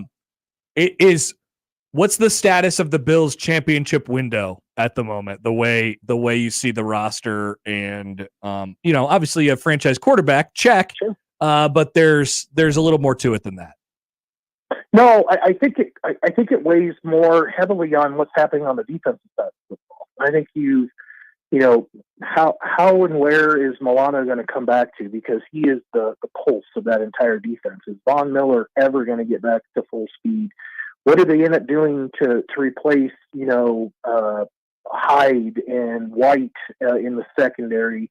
They got some significant holes to fill, and I think on the offensive side of the football, you've got the weapons, you've got that franchise quarterback. You just signed Collins as an offensive tackle.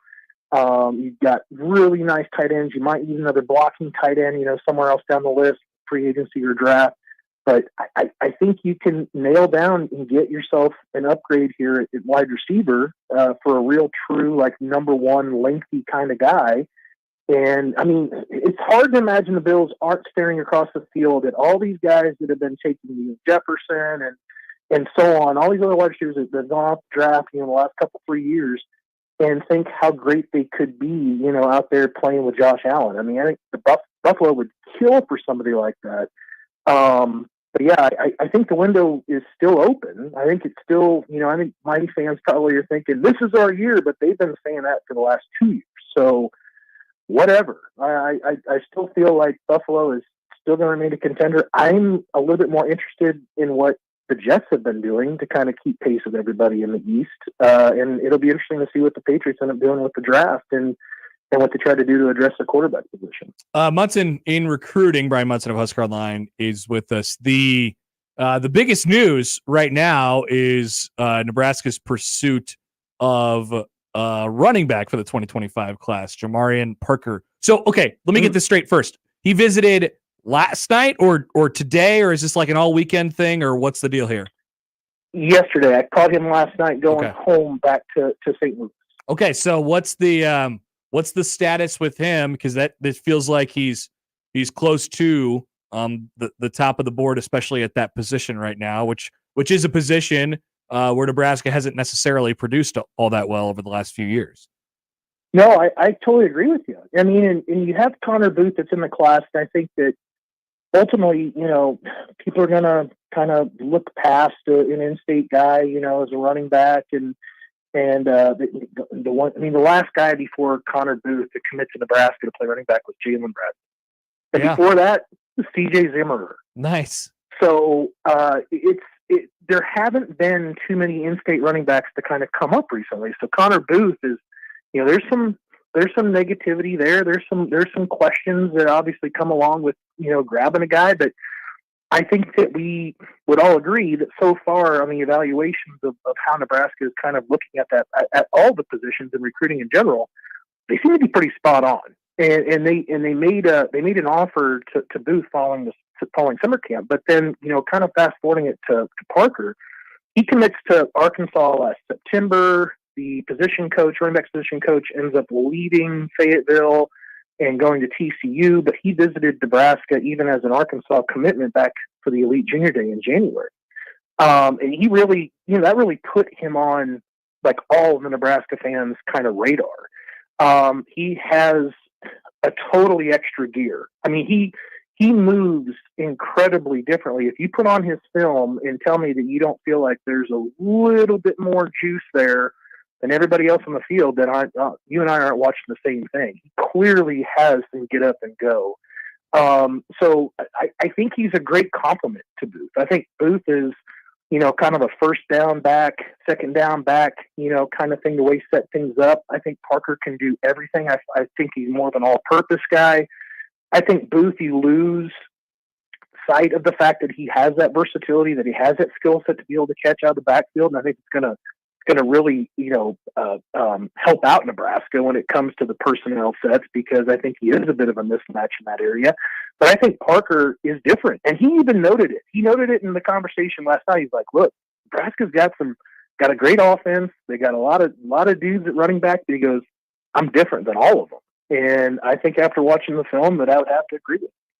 Bryan Munson of Husker Online is with us. Elsewhere, What else are we watching for this weekend in terms of, because it's really starting to kind of stack up now with spring ball. Guys can come by and watch practice and kind of see what that's all about. Obviously, there's the big coaches clinic this weekend as well, and then it all leads into the spring game here in 3 weeks now. So like if we map out the next 3 weeks, they feel relatively big in the grand scheme of what this class ultimately ends up being like.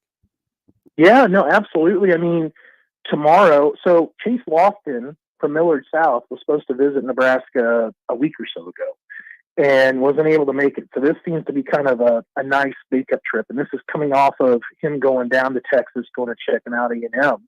And you get Malachi Goodman back in tomorrow too, which is a huge one. I mean, that guy was in January as well for the Elite Day. He's a guy that on the rating scale doesn't look like, he's that significant of a recruit. Put on the film and then look at his offers. And that's more indicative of his type of talent. But then you start getting into some other offensive line guys. Ryan Babbitts was there yesterday. I haven't got a hold of him since he wrapped up his visit. John Mills will be there on Tuesday from San Francisco. He's very interested in Nebraska. And this is a guy that from the West Coast is also looking at like some Big 12 schools like Texas. Big time player out there, obviously, for him. And you start bringing in some other players like Dawson Merritt from Overland Park, Kansas. This is all leading up to the spring game. Broderick Scholl, which is another top target for Nebraska at offensive line from Bixby, Oklahoma. And then you get into that big weekend, like what you're talking about, the spring game. We have 10 official visitors already confirmed. Wow. And that includes, I think, what you could kind of consider to be Nebraska's number one target at quarterback with TJ Lateef. I'd say wide receiver with Michael Terry. Michael Terry's kind of an athlete, can do a lot of different things. You're probably getting into some of your number ones as well as like the pass rushers, like with Elijah Barnes, maybe like a Keelan Abrams from DeSoto, who was teammates with Mario Buford last year. And then one of my personal faves that just kind of gets missed is Terry Shelton from Irving, Texas. Great 50-50, great route runner, kind of wide receiver.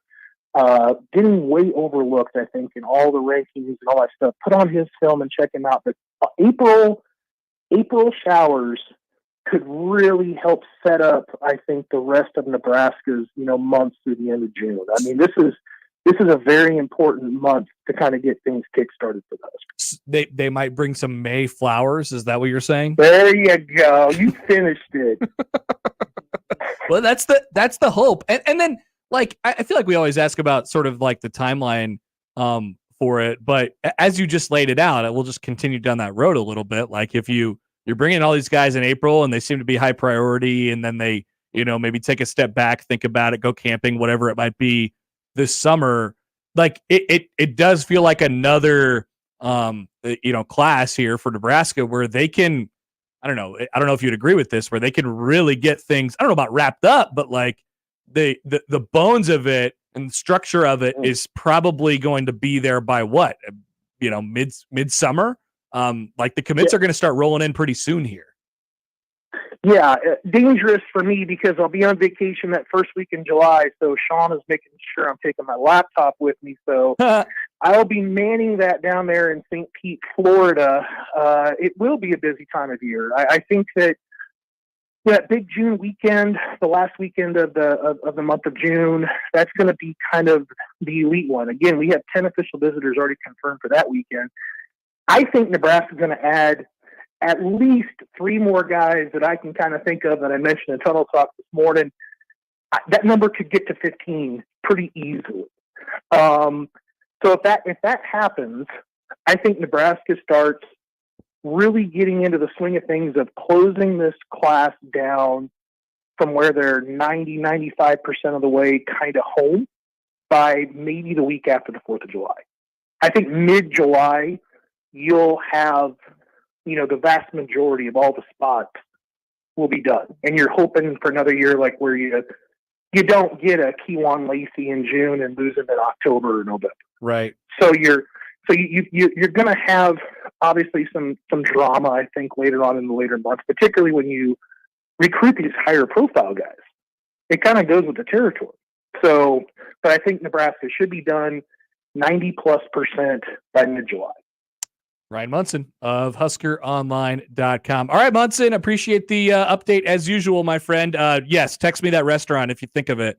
Absolutely. We'll enjoy your weekend, my friend. We'll talk to you later. You do the same. Enjoy Vegas. We'll see you, bud. That is Bryan Munson of HuskerOnline.com. Love that. I like when people are like, hey, check this place out. Take a recommendation from Munson. We got to take care of each other, right? Yep. Why not? By the way, quickly here, before we get to BC, talk a little bit more spring practice, football on the field, things like that.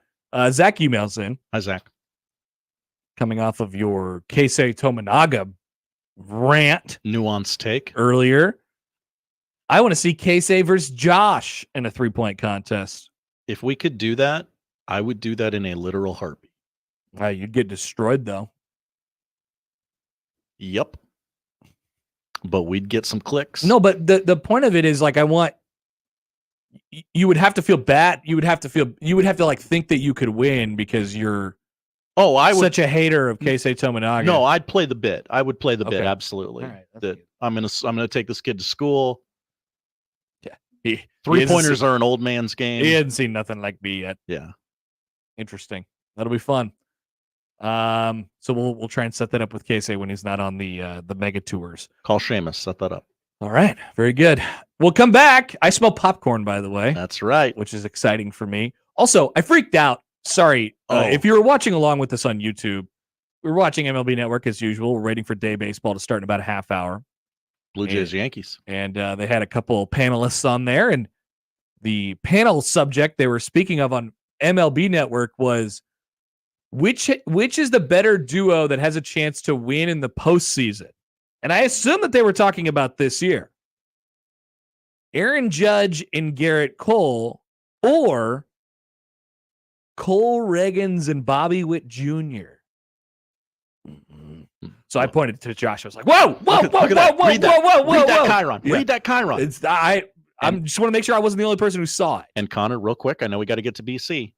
Garrett Cole isn't even going to pitch this year. He's not going to pitch for a couple months. Connor. What? Aaron Judge is going to play in Sacramento next year. Have you heard about this? Elbow discomfort often just goes away without any type of surgery. Hey, I mean, isn't he already? I can't even tell who's had Tommy John and who's not at this point, but I think he's already a Tommy John guy. Interesting. I don't know. It's like a 50-50 guess at this point. But you're right about that. Give me the Royals. Don't say about the postseason this year, though. We're not talking about the postseason this year, are we? Cole Reagans had a really good start to his year. That's all. Cody writes in. Hi, Cody.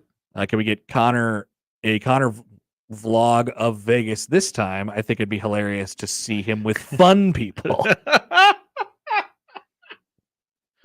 Yes, you famously last week went to Vegas with a person who's never traveled and a person who is not partaking of anything fun right now because he's preparing his body for a very serious marathon. Yes. I respect both of them. Look, we sent the wrong people to Vegas. One thing about me is I know my role, right? And so I'm a chameleon. I could see what needs to be done given my surroundings. And I needed to be the wild card on that trip. I needed to be the kind of leader of the line leader and say, here's where we're going and here's what we're doing. But also I hold their hand. I needed to be a little bit of a wild card as well. And so I took that. With this group this weekend, I think there's more wild cards than me. People wanted to see an entire show done with sunglasses on and very low talking because you got after the show the day before is me with multiple frozen drinks in my hand. Yeah, something like that. Did anyone consume? You didn't consume during our show. But then again, it was like 10 in the morning. Yeah, it was quite early. It's quite early. All right, it's time for popcorn. Joel says coughing and choking incoming. Popcorn. Yep, it's time. Also time for Brian Christopherson of Husker 247. That's coming up on the Connor Happer Show on 1620 The Zone. We'd like to remind you, of course, about the VIP Club, which is 1620 the email. Yesterday, I got a 1620 the email highlighting the Johnny the Jet Award appearance on the morning show yesterday. Imagine that. right to your inbox. And you can get Nick's vlogs in there too. Nick's going to start vlogging just his daily life now. So you could get those in there as well. Sign up for the email club, 1620thezone.com. Previously on Unsportsmanlike Conduct. Would you rather have to eat one hot dog every morning immediately after waking up for the rest of your life, or every time you touch a piece of paper, it cuts you and draws blood? I would rather eat a dogs. hot dog every morning. Give me that dog. Kevin says Yes, they wiping after using the bathroom. Toilet paper. Ouch. Unsportsmanlike Conduct with John Bishop and Josh Peterson. Weekdays 2 to 6 on 1620 The Zone. Your Omaha area forecast from the Godfather's Pizza Weather Center and KETV Newswatch 7 on 1620 The Zone. Partly cloudy skies and filtered sunshine for your Friday, becoming breezy here this afternoon and evening. High today of 64 degrees with gusts up to 25 miles an hour. Becoming windy tonight out of the east-southeast up to 30 miles an hour. Partly cloudy to mostly clear skies overnight with a low of 41 by Saturday morning. Warm and very windy for your Saturday with a high of 67 and gusts possible up to 45 miles an hour out of the southeast. A fire weather watch remains in effect for eastern Nebraska and western Iowa throughout Saturday afternoon. A chance of storms after 7 p.m. I'm meteorologist Caitlin Harvey with KETV Newswatch 7. The Connor Happer Show returns in minutes on 1620 The Zone. Are you someone who tries to drive while distracted by your phone? Someone who props it on the steering wheel or peeks down at it for a glance? Or just scrolls and scrolls? If so, you could be the next person to get into a fender bender, get a ticket, veer off the road, or even cause a crash that kills you or someone else. Enough already. Put the phone away or pay. Paid for by NHTSA. Progressive presents good news, bad news, dumb news, then great news. Good news. Your coworker Kyle said bundling home and auto insurance with Progressive could save you money. Bad news. While saying this, Kyle was eating your clearly labeled lunch. Dumb news. Pizza near work costs $7 a slice, and it tastes like drywall covered in ketchup. Great news. You decide to see if you could save money bundling at Progressive.com and enjoy more lunches far away from Kyle. Progressive Casualty Insurance Company affiliates and other insurers not available in all states. Cashback is not available on gas in New Jersey and Wisconsin. Hey, good morning. You're heading to the airport, right? Yep, thanks for checking. I like the car. How long have you been a rideshare driver? About 3 years now, but I really enjoy it. Isn't it hard to make money these days with the price of gas being so high? Not for me. I use Upside, the free app that gives you cash back for every gallon of gas you buy. Wait a minute. Are you saying you actually get real money back when you get gas with the Upside app? Yep, I get real cash back every time I get gas. Does that actually add up to anything? I'll make around $200 to $300. Wow, that's serious extra cash. I'm downloading the Upside app now. Download the free Upside app now to earn real cash back every time you buy gas. Use promo code TRUNK for an extra 25 cents a gallon bonus on your first tank. You can cash out anytime right to your bank account, PayPal, or a gift card for Amazon and other brands. Just download the free Upside app and use promo code TRUNK for a 25 cents a gallon bonus on your first tank. That's code TRUNK. Car repair is car repair. Most places you go can change your oil or fix your brakes. The difference is the experience you'll get at Omaha Car Care. We're part of the community. We were born here, and we believe that our relationship with you should be built to last. We're going to consult you, not sell you. We're going to give you a free loaner car. We're going to treat you like a valued friend that we want to continue to see in the years to come. I'm Rick Betker, owner of Omaha Car Care, and we'll be along for the ride.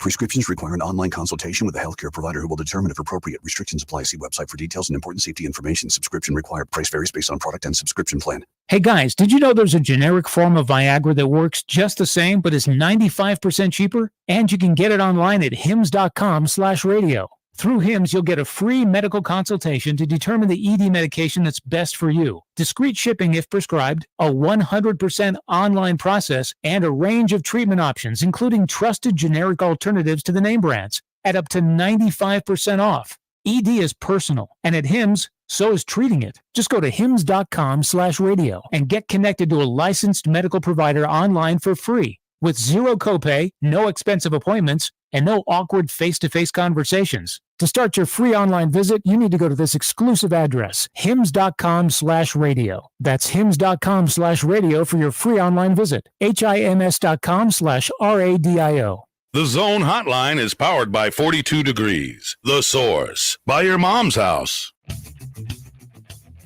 Hey, Brian.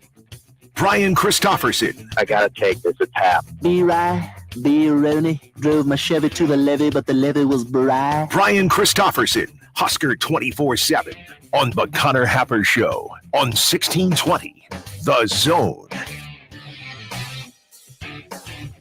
Brian Christopherson of Husker 24/7 joins us now via the 42 Degrees Source Hotline. BC, happy Friday. How are you? I'm swell. How are you? I'm swell as well. I'm more swell because we got quarterback talk yesterday. I needed a little bit of quarterback talk. Needed a little bit more sugar in my lemonade. That's what I got yesterday with quarterback talk. Yeah, mix that in. That's it was different though. We've had that happen before where like 3 quarterbacks have come out the same day and done interviews. And we've had cases, I think, where even a true freshman has done that or two. But I can't ever remember a spring where 2 true freshmen are part of the 3, and you're like, they're right in the frickin' mix here. More than that, in most people's opinion, more than in the mix. So, I mean, it really, that's a captain obvious thing, but sometimes that, as it's happening in front of you and you see the guys come up to the podium, you're like, yeah, this is, we don't have to be dramatic about it, but it is a different spring than ones I've covered in that aspect. Hey, something you said there just kind of, got my brain going a little bit. Like if we're projecting ahead, what do you think we're talking about? Well, I shouldn't phrase it that way, but is the bigger battle in the fall going to be starting quarterback or backup quarterback? I can't say on that yet. I don't know. I'm not sure if they're going to just know exactly what they want to do there. I know everybody thinks they know how it's going to go, and I'm not pushing back on that at all, but I'm just sort of like, I'm going to let it play out. So I don't know. I don't know which one it'll be. It would kind of surprise me, given that people just arrived here, if it's like all like publicly stated about who's what, like before we're to like the middle of August. I sort of think it'll play out until at least then. I think within like the first, there will be probably strong feelings after the spring game that yes, it's definitely slanted this way. And I'm sure after the first like week of practices in August, those will be, if not confirmed, close to that about how it's going to go. And then it'll be all about like, okay, who's number 2 in that conversation? And I know as I'm saying this, people are like, how this is going to go, just shut up. Yeah. Like, so, I mean, I know there's that thought that's out there, but I'm kind of the mind, let's see, Harburgs have been around and started some games. And, obviously Dylan's got a great pedigree and everything. And, Danny, I think, has done pretty well from what I've heard. That's what it sounds like. Couple of weeks, and I think it feels good about how he's stepped on the scene. So I don't think he should just be dismissed either. Well, one thing that I appreciated, so the quarterback makes everything go, and then it eventually evolved into a conversation about skill guys and guys that are going to help the quarterback, which was also lacking quite a bit last year for a variety of different reasons. Some because of just what you had, and then there was injuries aplenty throughout the season last year. But I thought hearing about some of those guys, especially the transfers at wide receiver who have, seemingly made impacts early in spring. And once again, we could like couch this whole thing with it's just spring ball, but it's good to hear guys flash, especially at those positions early on. And then you combine that with hopefully better quarterback play. Like it sounds like just a much more clean picture on offense over there right now. You would hope so. And then there are certain cases where you can actually just put the hammer on it's more than spring ball couching thing and just say like Jamal Banks, like he's legitimately going to be somebody for this team this year. And I think it's pretty safe to say that his winter conditioning and the way he stepped right in as fitting in as a veteran was the first sign, and I think he's backed that up so far in the start of spring from what I've heard. So I definitely think he's in that category. We'll see how it goes with Nair. He's obviously got a ton of talent. Can you get the most out of it? The guy who's been really interesting on in this discussion is Demetrius Bell, and this goes back to last fall. Honestly, he was going to redshirt behind the scenes, but you were hearing buzz that, man, he was a tough cover when he was on scout team and all that. And I think he's a legit story. So there are some names that have sort of popped up on each side of the ball, which I was actually just writing before you called, like, Vincent Shavers at linebacker is the guy who has definitely come up like unsolicited like 4 or 5 times in interviews I've been a part of. And so you start to pay attention to that at a certain point, and we'll see if that's still happening a week from now. But there are some guys like Bell and Shavers with some early momentum. But back to the receivers, I liked something Raiola said the other day when he was asked about, getting more explosive plays in the passing game. And he was making it clear that doesn't necessarily mean just, deep home run shots. Love that. That's trusting that you've got guys that you believe in space. You're Jaden Doss type guys. Maybe that's a Bell. I don't know which guys are the best at that yet, but guys who you trust can take, maybe it's a 5-yard pass, but he's going to turn that into 25 or 30 yards. And I just liked hearing that come out of a young quarterback's mouth, So that's something to keep in mind. They know how much room they have to grow. I mean, I was just looking at the numbers. They're 129th in passing offense last year. And if you go by yards per attempt, it was 6.2, which was 116th, and their completion percentage was 126. So there's nowhere to go but up. You know what? We were going to ask this question. We still will a little bit later on when we talk about it. I was thinking about that idea last night, and it's not like when we think about the offense last year, I think the first thing that goes to your mind is, the turnovers. But it was also not very good even when they didn't turn the ball over. And so maybe, when you have inserted all this new personnel and you change up the staff look a little bit here, like it's very, very difficult, BC, to even get a grasp on what it might look like next year, because this is how we look at it in college football. It's year over year. But I think probably the truth lies somewhere in this year's offense is going to be pretty much nothing like last year's offense, I guess, with the exception of, some personnel, especially on the offensive line. Yeah. I mean, I would agree with that largely. I mean, they're always going to be, I think, a run heavy group that wants to establish that. But, Satterfield said it, we have to be able to throw the ball. And he said, you can run the ball and find ways to run the ball. But it was proven last year there are going to be games where you've got to make those, 4 to 5 throws at least per game that put you over the top. It's that 3rd down and 6 where you believe you've got a QB tight end / receiver recipe that can cook up 10 yards there. And whenever Nebraska was in those spots last season, you just sort of felt that pit in your stomach, like it's either going to be an incompletion or it could be worse than that. So that intermediate passing game is something that I'll really be watching, when we get to the fall, and if they can buff that up. But yeah, it's on everybody's minds. They know what they have to do, and that you've got different parts at the key at some of the key spots too, and some of those receivers that were growing up on the job last year, like Jalen Lloyd.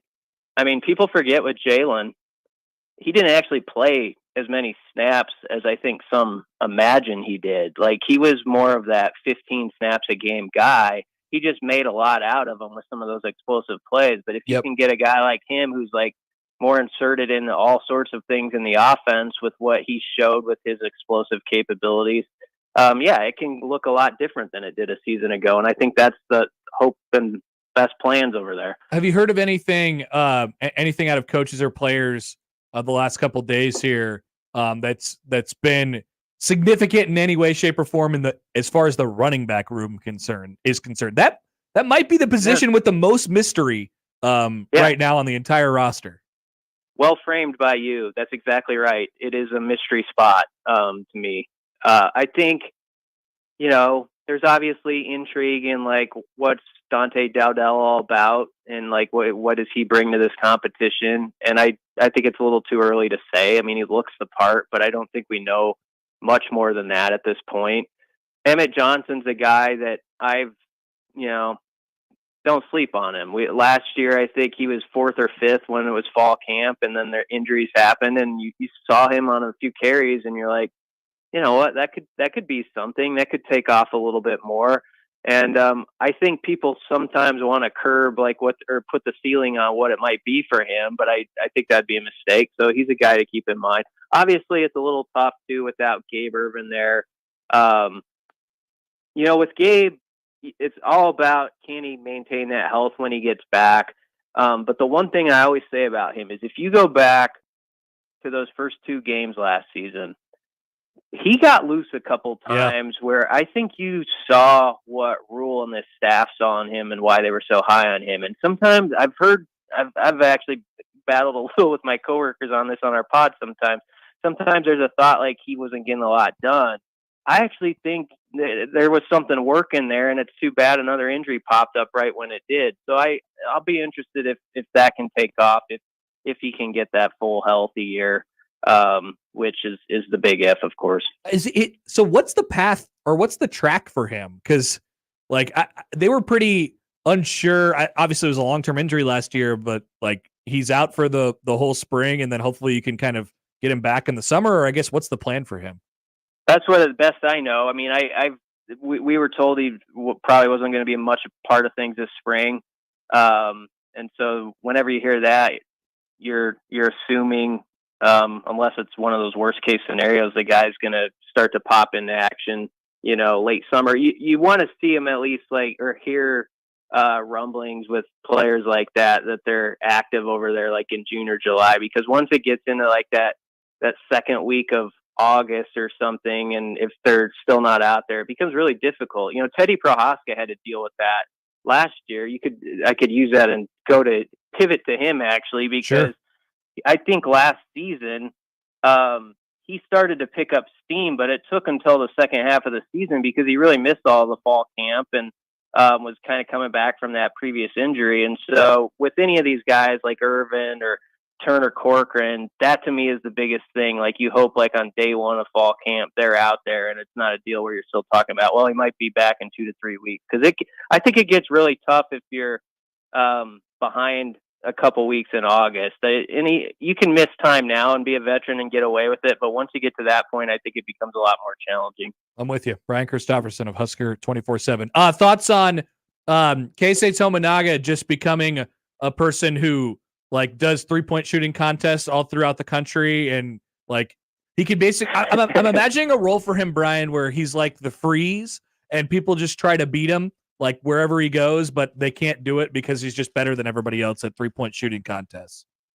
Not a bad idea. Yeah. And he's like, has to shoot a couple where he has to turn and look the other way immediately after he fires it, stuff like that. Yeah.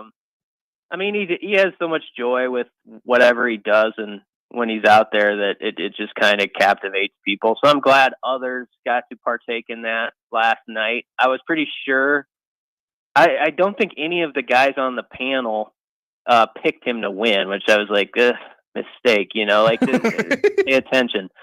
Although, he was playing with fire against Jamison Battle in that second round. I was like, get it together after the first rack case. You get frustrated when a guy misses a couple shots, you're like, come on. And he has a flair for the dramatic, though, and he hit the money ball to beat him by 1 and advance. And it's too bad he didn't splash after in his championship round. He shot a rainbow, which was for effect, way up there, and it's too bad he didn't splash that one, because that would have been the ultimate highlight from the event, I think. So much fun watching that last night. Mr. 2 Chainz himself, Keisei-Mania, the 3-point champion of the world. BC, enjoy your weekend, my friend. Talk to you later.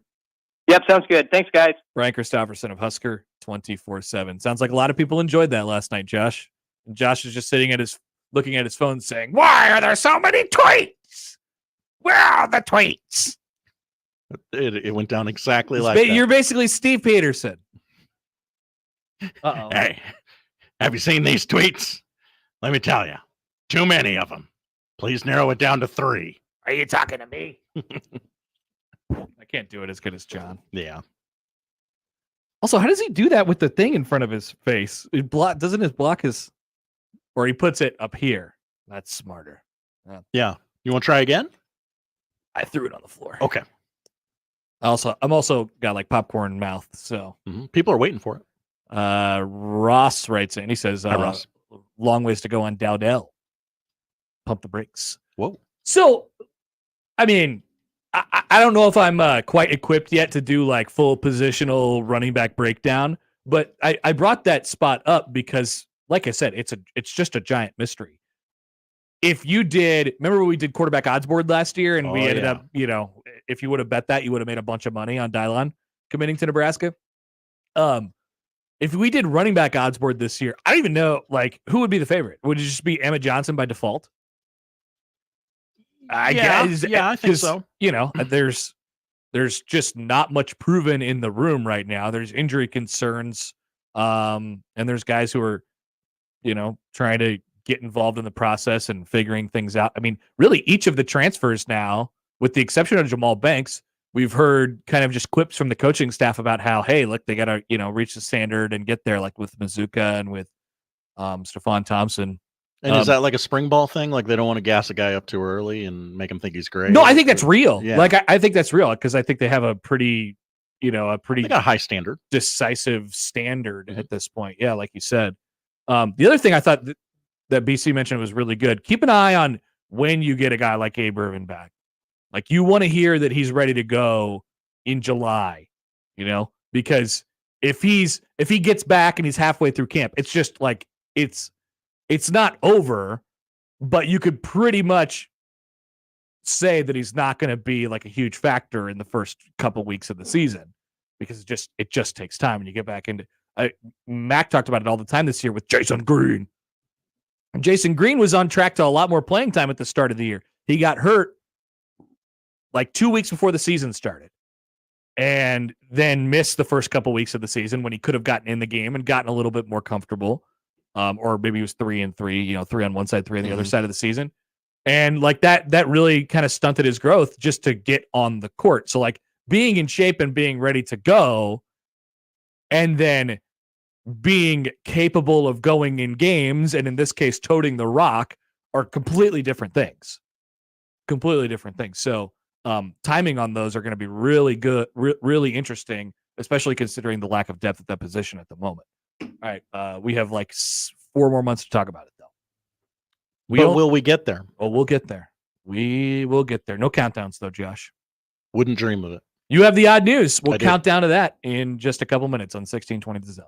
I'm a fabulous driver. The Connor Happer Show I'm one of the best friends you could ever have in your life. on 1620 The Zone. I hate you. Big names, big games. We've got them all. 1620 The Zone. Do you like to shoot fireworks? Would you like to get paid to shoot fireworks? J&M Displays wants you. Help shoot an Omaha Storm Chasers game, Memorial Park display, or any of the major shows in Western Iowa and all of Nebraska. If you like to travel, J&M covers Nebraska, Kansas, and most of Missouri. They offer free training and great daily pay rates, which makes it a perfect part-time job. Visit jnmdisplays.com and click the Join Our Team tab to find out more. J&M Fireworks. Welcome to this episode of RV Ready, brought to you by Leach Camper Sales in Council Bluffs by Lake Manawa. Looks like the open road is calling. Call me Rudy. Time's a wasting, people. Mountains, lakes, rivers, campsites, all of it is waiting for you. Leach Camper Sales has the RV for you, and I am calling you out here. Sounds like people should head to leachcamper.com and check out the inventory, or just stop by Leach Camper Sales in Council Bluffs. And don't forget, the coffee's always on. Of course it is. Got the happy hour blues? Get to Cops for happy hour relief with 2 happy hours from 3 to 6 p.m. and 8:30 p.m. till close Sunday through Friday. Cops serves 24-ounce domestic drafts for just $3 and 24-ounce craft drafts for only $4, plus $2 off appetizers. The restaurant that offers great pizza, burgers, and tasty charred wings, now offers 2 great happy hours. Visit Cops today at 180th and Center, the Shadow Lake Town Center, and 72nd and Jones, or click copspizza.com. Cops, pizza, and so much more. Is your concrete cracked or uneven? Hey everyone, Coach Greg McDermott here to explain why you should choose Everlevel Concrete Repair. Many people think they need to replace broken concrete, but repairing it provides durable protection and comes at a fraction of the cost. Everlevel provides permanent repair solutions to fix your concrete and protect it against future damage, and it all comes with a long-term transferable warranty. They offer free inspections to walk you through the entire process. Call Everlevel Concrete Repair today. The Final Four is coming up in Arizona, and you know what? Your bracket's already been busted. I'm sure it has. But guess what? FanDuel can let you bet on every game of the tournament, whether you're betting on a big upset, which is pretty much anybody beating UConn, or you're betting on the Huskies. It's time to go dancing with FanDuel, America's #1 sportsbook. Right now, new customers get $200 in bonus bet if your first $5 bet wins. That's right, $200 in bonus bets. All it takes is a $5 winning bet. Just go to FanDuel.com/1620 and get in on the action. Maybe you are like John and you're saying Big East, Big East, Big East. So you're going with UConn, or maybe you're saying B1G, B1G, and you're going with Purdue. Maybe you like one of the other two teams as well. New customers, again, just go to FanDuel.com/1620 and you get $200 in bonus bets if that first $5 bet wins, and enjoy the end of the college basketball season. 21 plus and present in Iowa. First online real money wager only. $10 first deposit required. Bonus issued is non-withdrawable bonus bets that expire 7 days after receipt. See terms at sportsbook.fanduel.com. Gambling problem? Call 1-800-BETS-OFF. And now we've reached the point in the show where Josh Odson reads the peculiar, the bizarre, the comical, the odd news with Odd Son. Odd news, Odd Son. See what we did there? The odd news with Oddson. It is indeed time for Josh's odd news. He's got his hard copies instead of all the tweets about Keisei-Mania in front of him, so he's a happy, happy boy. That's right. That's what I like to see, a hard copy. What do we got, Josh? Well, we begin in New Jersey, Connor. Is this an earthquake story? No. Oh, I was going to say, I thought you hated earthquake. I do hate I-95 weather making national news. It doesn't affect me in quite literally any way. Not all news is for everybody. Jersey Shore beach season is almost here. Oh, yes, that's right. So they GTL. That's right. They have released the list of weird things they found along the coast last year, which is a list we look forward to each and every year. We did do this last year. I forgot about that. This is one of the standards, like the Toy Hall of Fame. Toy Hall of Fame. 50-pound bag of rice was found last year on the shore. Oh, you got to bring your rice to spring break. That's right. A baby Yoda doll. Okay, that one makes sense. Severed Barbie head. Okay, sure. An air fryer. Nice. Air fryer on the beach. Yeah. That's actually genius. And then just leave it there. Because who cares? Yeah. It's probably crappy in the first place. Have its last hurrah at the beach. Now, where do you plug it in? Right. Bring a generator. Boxer shorts, bra, bikini, fake eyelashes, jock strap, pregnancy test. Jock strap? What's we're going to jock strap for? Do people wear jock straps? Like, poll question? Yeah. Yeah, let me get that one going. Nearly 80% of last year's total haul was from plastic in some form: bottle caps, lids, water bottles, soda bottles, cigarette butts. 10,000 plastic straws were found along the beach last year. And that's why they do this list each year. Like, obviously, it's funny. The fun stuff is fun to point at and laugh and go, hey, what's the situation there? But it's also designed to tell Jersey visitors and residents, please stop littering. Yeah, don't litter the beach. People already think we're dirty here in Jersey. Also, we have more fun things. I don't know why all the fun things weren't put in the same paragraph. Sure. A dustpan. They were trying to clean up the beach. Right. A Philadelphia Eagles banner. Nice. 2 crock pots with lids. Once again, same category as the air fryer. A refrigerator. A whole refrigerator. Another piece of genius by the children. Denture cleansing powder. denture cleansing powder. Mm-hmm.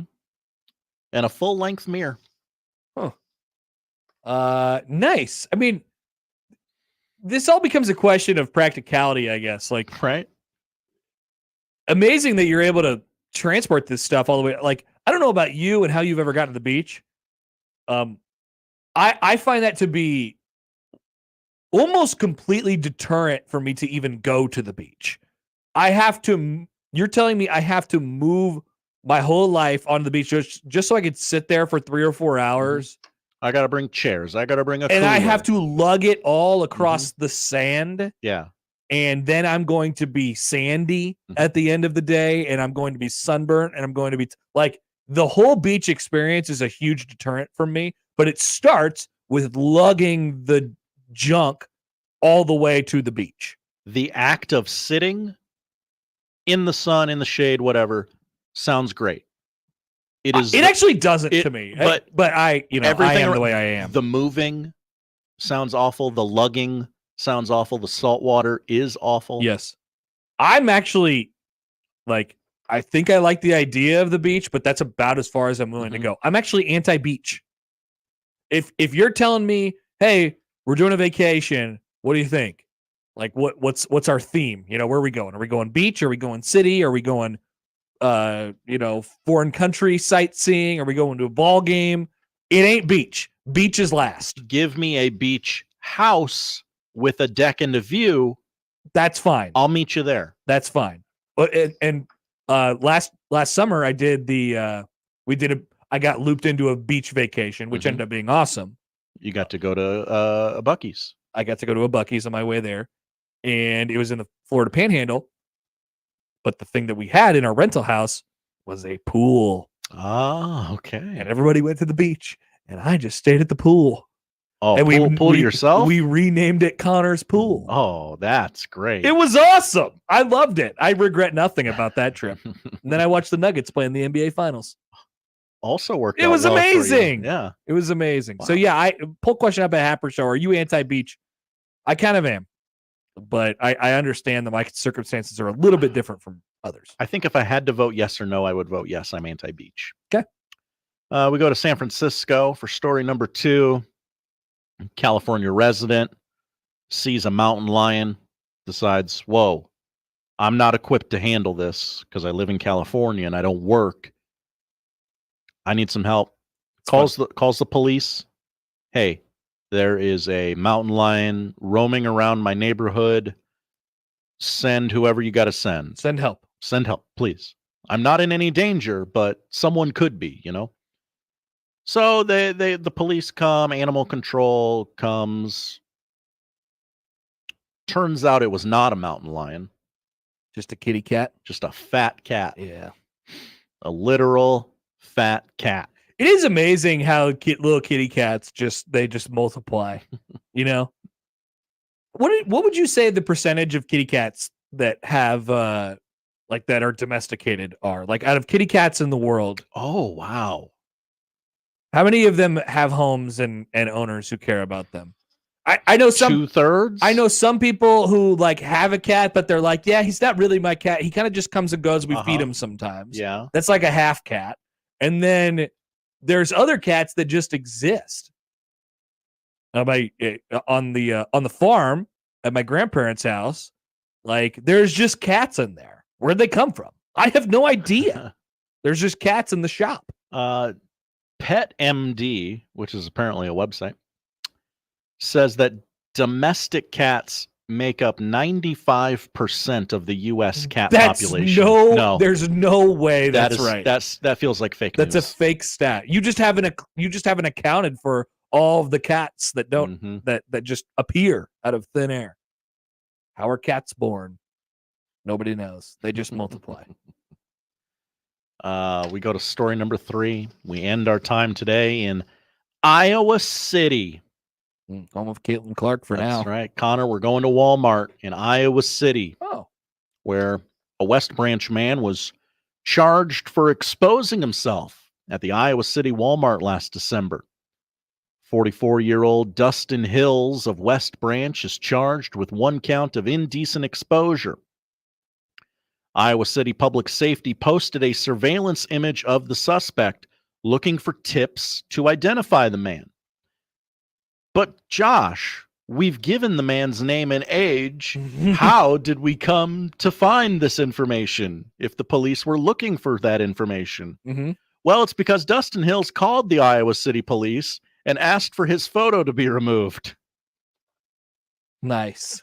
Hey, nice. You're spreading a photo of me around town. Could you take that down? That's a wanted photo, sir. And Oh, we want you. Gonna ask you to come in now.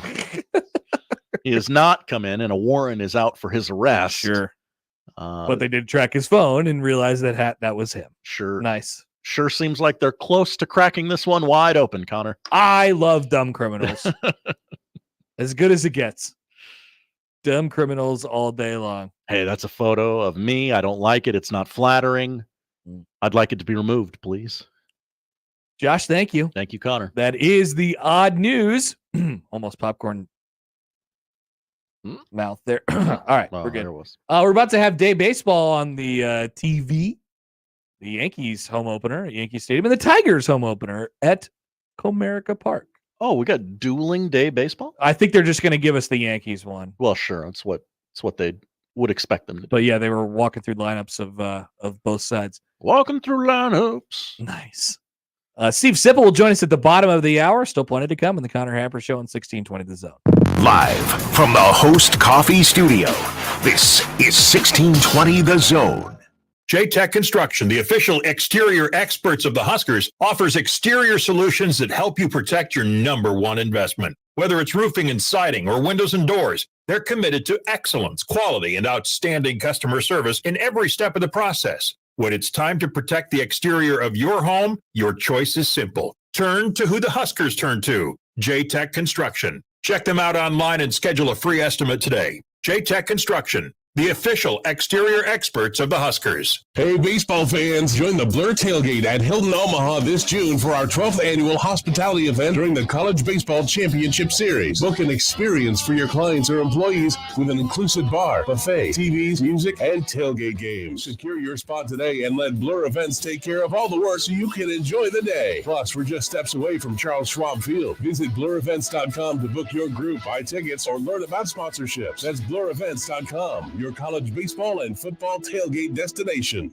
Hi, this is Doug Nodgard with Equitable Bank. Great service never goes out of style. When the digital age dawned, many said computers would be able to handle many of the interactions that used to take a person. Boy, were they wrong. How many times have you called your bank and gotten a recording to press 1 or 2? Not at Equitable. Not only does Equitable answer your call in the first ring, it's answered by a human being. That's because Equitable Bank values its customers. Equitable Bank, we take banking personally. Member FDIC. Are you the decision maker in your company? Consider this. For the first time in decades, there's a better option for a corporate card and spend management platform. Meet Ramp, the only corporate card and spend management system designed to help you spend less money so you can make more. Most corporate credit cards offer points as incentives, but those points amount to less than their worth in real cash value. Ramp's corporate cards offer you cash back, real money in your pocket. Plus, you control who spends what with each vendor, and Ramp software collects and verifies receipts automatically, which means you'll stop wasteful spending and close your books in hours instead of days. Businesses that use Ramp add up to 5% to their bottom line the first year. If you're a decision maker, adding Ramp could be one of the best decisions you've ever made. And now, get $250 when you join Ramp. Just go to ramp.com/sports. Ramp.com/sports. RAMP.com/sports. Cards issued by Sutton Bank and Celtic Bank, members of FDIC. Terms and conditions apply. Progressive presents good news, bad news, dumb news, then great news. Good news. A letter in your mailbox says you could save money bundling your home and auto insurance with Progressive. Bad news. You saw it after your teenager backed the car into the mailbox. Dumb news. A new mailbox, basically a box on a stick, costs up to $400. Great news. You decide to see if you could save money bundling at Progressive.com and go with paperless mail instead. Progressive Casualty Insurance Company affiliates and other insurers not available in all states. Equitable Bank. We take banking personally. EquitableOnline.com. Tickets for less. Best seats, best prices, no service fees. Shop ticketsforless.com. KOZN Bellevue, Omaha, Council Bluffs. This is 1620 The Zone.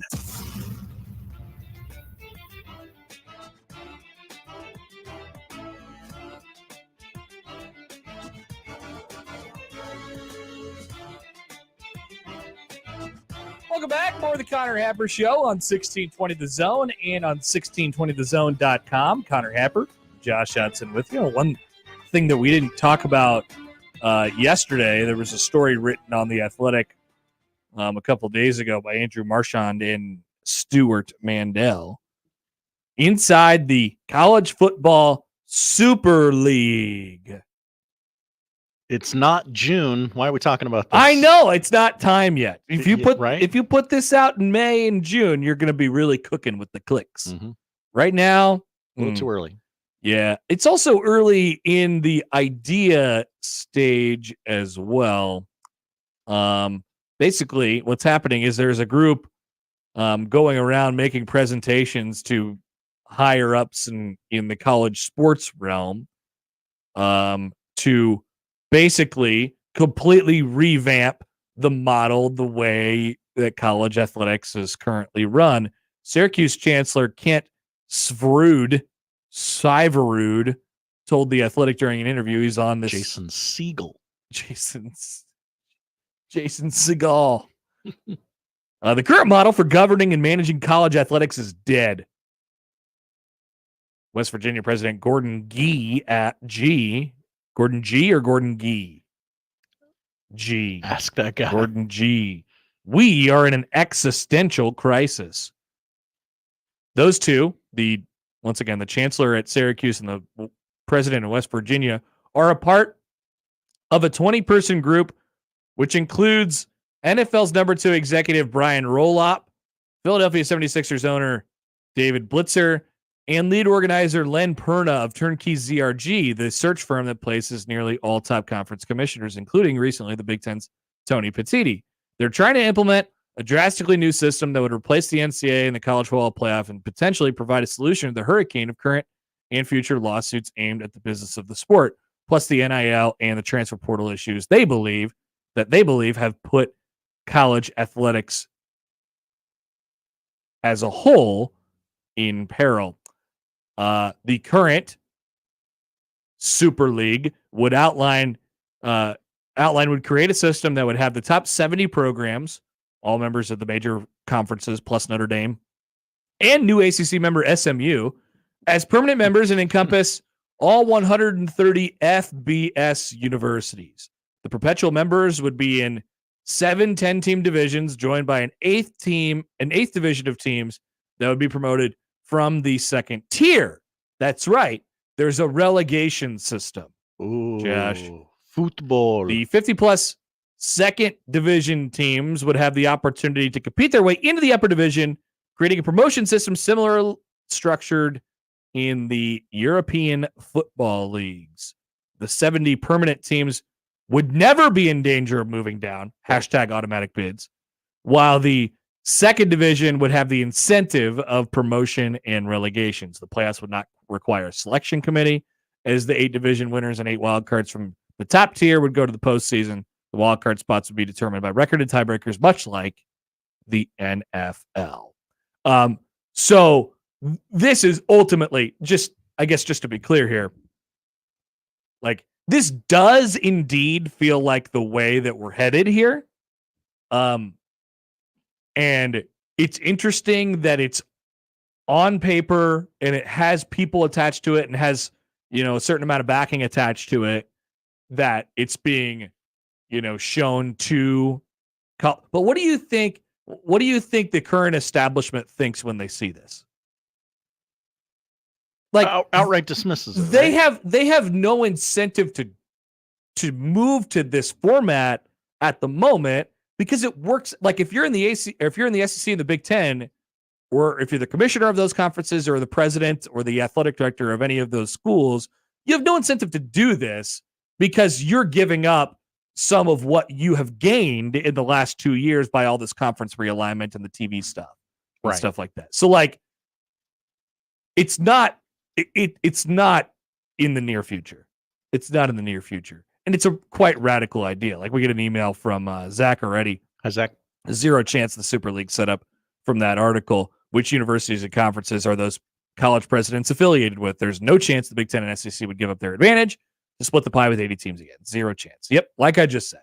There's no incentive for any of the Big Ten and the SEC teams to do this at the moment. And so they won't. I think this is ultimately kind of like the format, which probably minus the relegation part and all the weird quirky stuff that goes into it. Who would agree to come to a league with relegation? But once again, we are talking about West Virginia and Syracuse. So if you're asking the question of like how close are we, just look at who's involved. Nobody important at the moment. Mm-hmm. Nobody that would need to be involved. Like you'd have to go door to door, really knock on some doors and say, hand in hat with tears in your eyes. Absolutely. And you'd have to say, hey, this is what we're doing. And you'd have to get yeses. You'd have to be like the little Boy Scouts selling cookies. Or Would no, you like they don't. some really expensive they don't popcorn. They sell like candy bars. Yeah. Or little kids on the little football teams selling candy bars. Please buy my candy bars, otherwise my football team will die. That's what they'll have to do. Well, I don't want this poor child in front of me to get CTE. I better buy a candy bar. Exactly. So we're not anywhere close to this. It's been a conversation point. And they're trying to convince these people are trying to convince everybody else that, hey, look, the NCAA is dying and they're up against all these things from a law perspective. The courts are coming after them. They're crumbling. But think about who before we get too far down this line, think about who the power brokers are and think about the advantage that they have at the moment and how desperately they would attempt to not give that up. Right? That's as far as it goes at the moment. It is a wild idea at the moment. But I don't know what would have to change, Josh, in order for us to like get to this type of deal.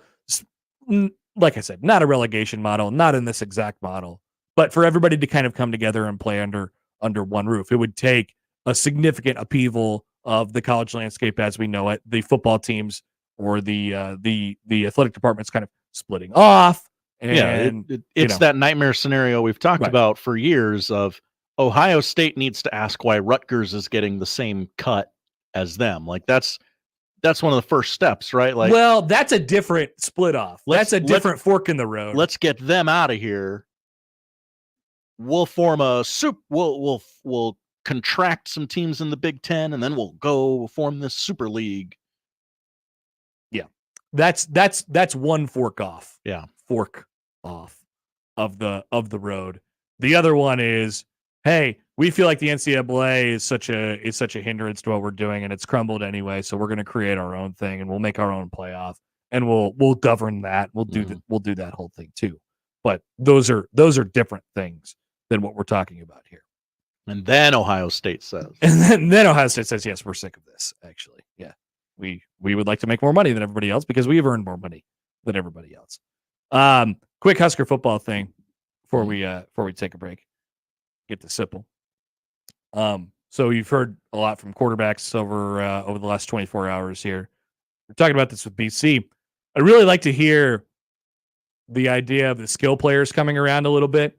I think quarterback play has a lot to do with that, but I you know what? It's funny. Me and BC are on the same wavelength because he said something that like, he was like, man, I really liked when Dylon, he said something about getting the short passing game going. And I believe Satterfield echoed those comments and things like that. Like, that's a really great thing to hear from me. And then I remembered, oh yeah, short passing game. That is a part of offense. That is like, you can do that. And then I sort of got down this line of thinking, have we potentially underestimated how bad the offense was last year? Oh, I'm dead serious when I say this. And I know we say that they're bad, but once again, we look at it year over year in college football. And I'm not saying like the new quarterback and the new look offense and the receivers that you're bringing in and running backs looking different, whatever that might end up looking like. Those guys don't have to be world beaters, but what we are looking for is competency. How far can competency take Nebraska this year? And the reason I bring up last year's offense is because it sunk them. Their incompetency sunk them. Not only did they turn the ball over constantly, but they also weren't good when they possessed the ball. Right? So, I mean, don't make me get out my spreadsheet from last year. Ooh. Oh, it's bad, Josh. Yeah, I'm going to just for fun. Those numbers BC rattled off were not great. No, they were not. And so if you compare that over to this year, and you think about how close Nebraska was to doing, a variety of different things last year, how good their defense was, maybe they'll be better this year. I mean, you're going to have a real chance here. So let me pull up, where am I at? Let's see. When would I have updated this for the final time? End of the season? Did you clean it up at the end of the year? This is my offense. Oh, yeah, 2023 drives. Okay, here we go. This is fun. This will be fun to look back on. I don't think it will, but okay. It's going to hurt. I believe I completed this. Yes. All right, here we go. Here's the numbers. Brace yourselves. 2023. Nebraska averaged 5.4 plays per drive. 5.4 plays per drive. That sounds poor. They averaged 27.5 yards per drive. They had 136 total offensive drives on the year. And, okay, so let's play a fun game here, Josh. Oh, no. What would be a astronomically high number of one out of 136 drives to end in a punt? That ended in a punt. I know you have no point of reference for this, so it's 100. Really hard. Yeah, right. That is astronomically high. That's astronomically too high. Nebraska, 43% of their drives ended in a punt last year. So basically half the time they were punting. That doesn't include any other result. That doesn't include turnovers. That's right, Josh. And so let's add in that number real quick. 21% more ended in turnovers. A fifth of their drives ended in turnovers? That's right, Josh. A fifth of their drive ended in turnovers. And so add 21% to that? Okay, so that's 64%. So let me just do this math real quick.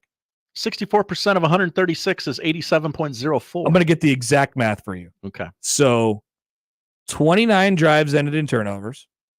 58 drives ended in punts. And divide that by the total drives. Yes, 64% of Nebraska's drives either ended in punts or turnovers last year. At least with Iowa's inept offense, they can flip the field because their punter is so good. Right. And they don't turn it over. Yeah, and they're not turning it over. They don't turn it over. On top of that, only 19% of Nebraska's drives ended in touchdowns, and only 14 of them ended in a field goal attempt. This is out of 136. By the way, they missed 5 of those 14 attempts. So, yeah, there's some bad stuff in there offensively from last year. Once again, it wasn't only how much they turned it over, although that was certainly the storyline from last year. They can't get out of their own way. They're turning the ball over. They were also bad when they had it. And so if Nebraska can take out or minimize both of those and hopefully reduce the turnovers down to very, very few, but make a huge jump in that category. Well, I should pull up my Matt Rule by year chart as well. Now we're diving into the spreadsheets from last year. I like this. Getting in the sheets, impromptu. And so, hopefully you could take down the turnovers a little bit on the offensive side of the ball. Maybe you could bring up the turnovers on the defensive side of the ball, and you could be more efficient when you actually have the ball on offense instead of punting 40% of the time. Punting 40% of the time and and turning it over another 20% of the time is not a recipe for anything, Josh, especially when you combined Nebraska going let's see. So they went negative 17 in the turnover margin last year, and they only gained 14 on defense, which means they lost 31 turnovers last year. 31 turnovers. That's really bad. By the way, if we're talking about the defense here real quick. Yeah. So Matt Rule's first year at Temple, they only gained 13 turnovers on defense. That was 116th in the country. In his second year at Temple, they gained 30 turnovers. Hello. Which was 11th in the country.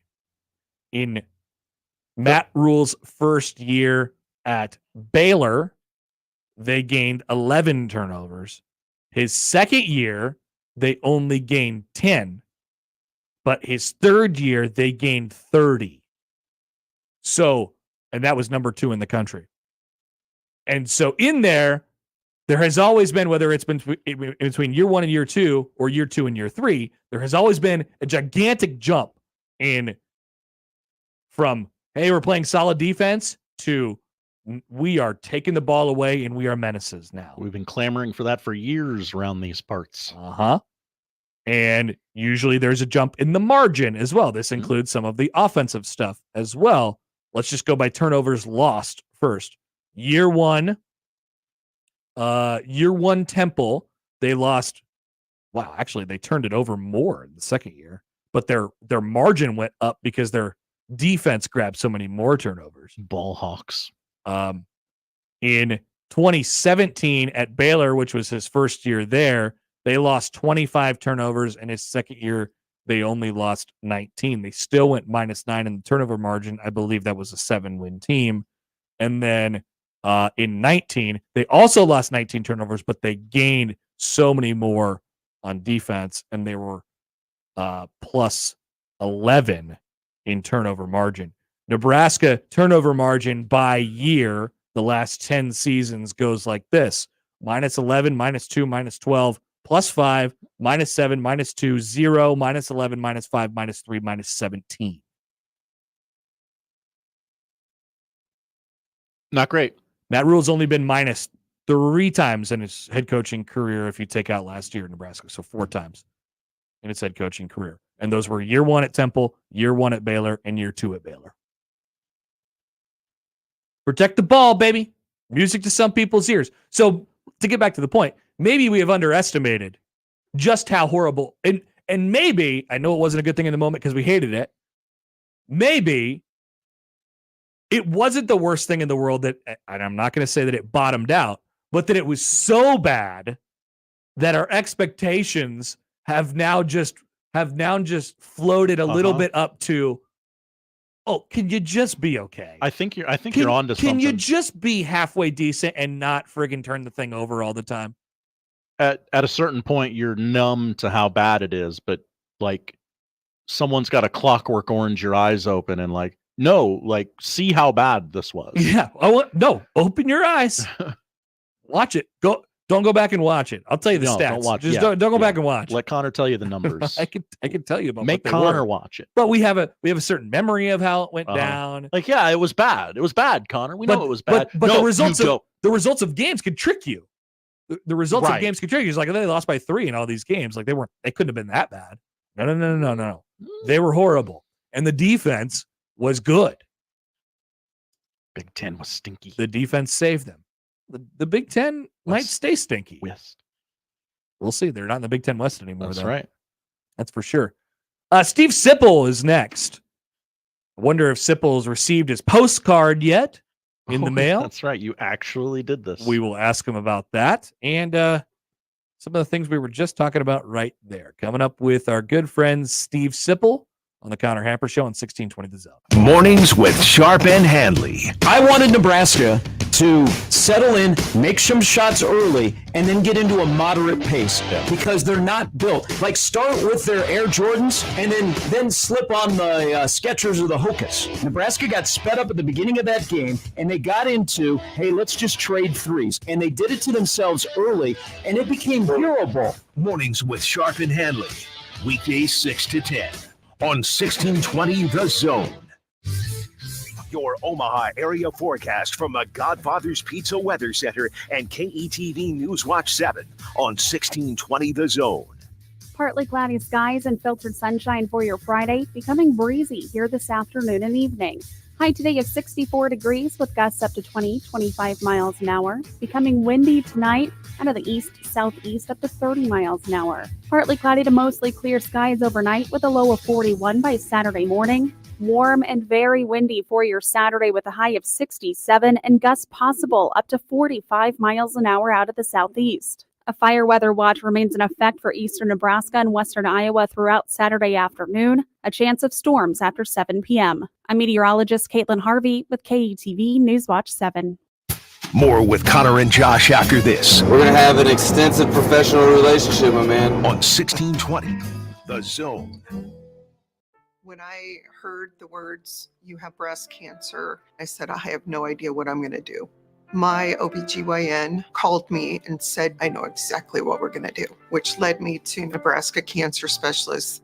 From day one, I felt that I was at the right place.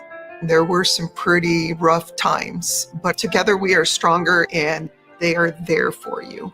You do not feel that you are alone. NebraskaCancer.com. Omaha Maverick Baseball is coming off a series victory over 2023 College World Series qualifier Oral Roberts, and the Mavs are ready to take on crosstown rival Creighton on Tuesday, April 9th at Tal Anderson Field. Don't miss this classic matchup. Plus, it's $2 Tuesdays when all Pepsi products and Busch Light cans are $2 when the gates open until the third inning. Get your tickets for this game and all baseball and softball games by calling 402-554-MAVS or by going to omavs.com/tics.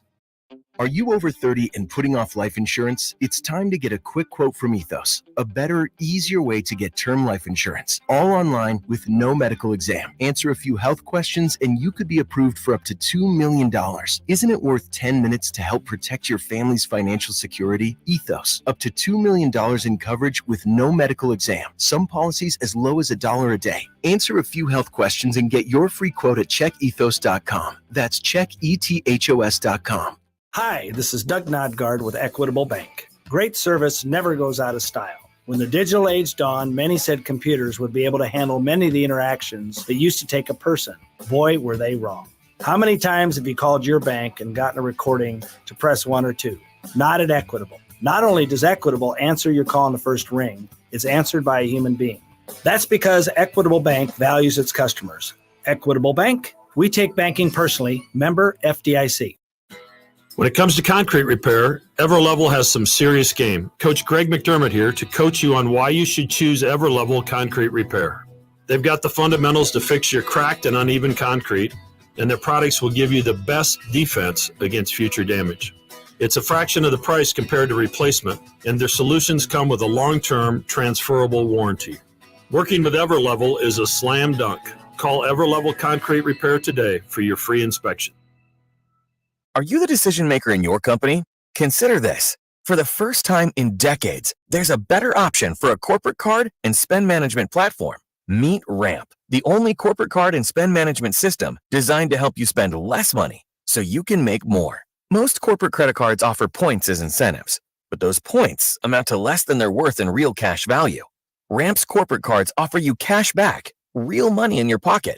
Plus, you control who spends what with each vendor. And Ramp software collects and verifies receipts automatically, which means you'll stop wasteful spending and close your books in hours instead of days. Businesses that use Ramp add up to 5% to their bottom line the first year. If you're a decision maker, adding Ramp could be one of the best decisions you've ever made. And now, get $250 when you join Ramp. Just go to ramp.com/sports. Ramp.com/sports. RAMP.com/sports. Cards issued by Sutton Bank and Celtic Bank, members FDIC. Terms and conditions apply. Hi, everybody. I'm Gary Sharp for Lindley Clothing and Well Suited. My fit check has never been better, and you're noticing and you're thinking, you look different. Yeah, I look different because I've trusted a place that has been dressing men for over 88 years in Lindley Clothing. Top brands, top customer service. They've got me covered. They've got you covered. They simply have something for everyone, from tailored clothing to sportswear to even jeans. And now they've upped their game with Well Suited right next door at 132nd and West Dodge in the Linden Market. They have taken care of us men. Take care of yourself and stop by. They got the big spring sale coming up April 4th to the 14th, including 15% off all new spring sportswear.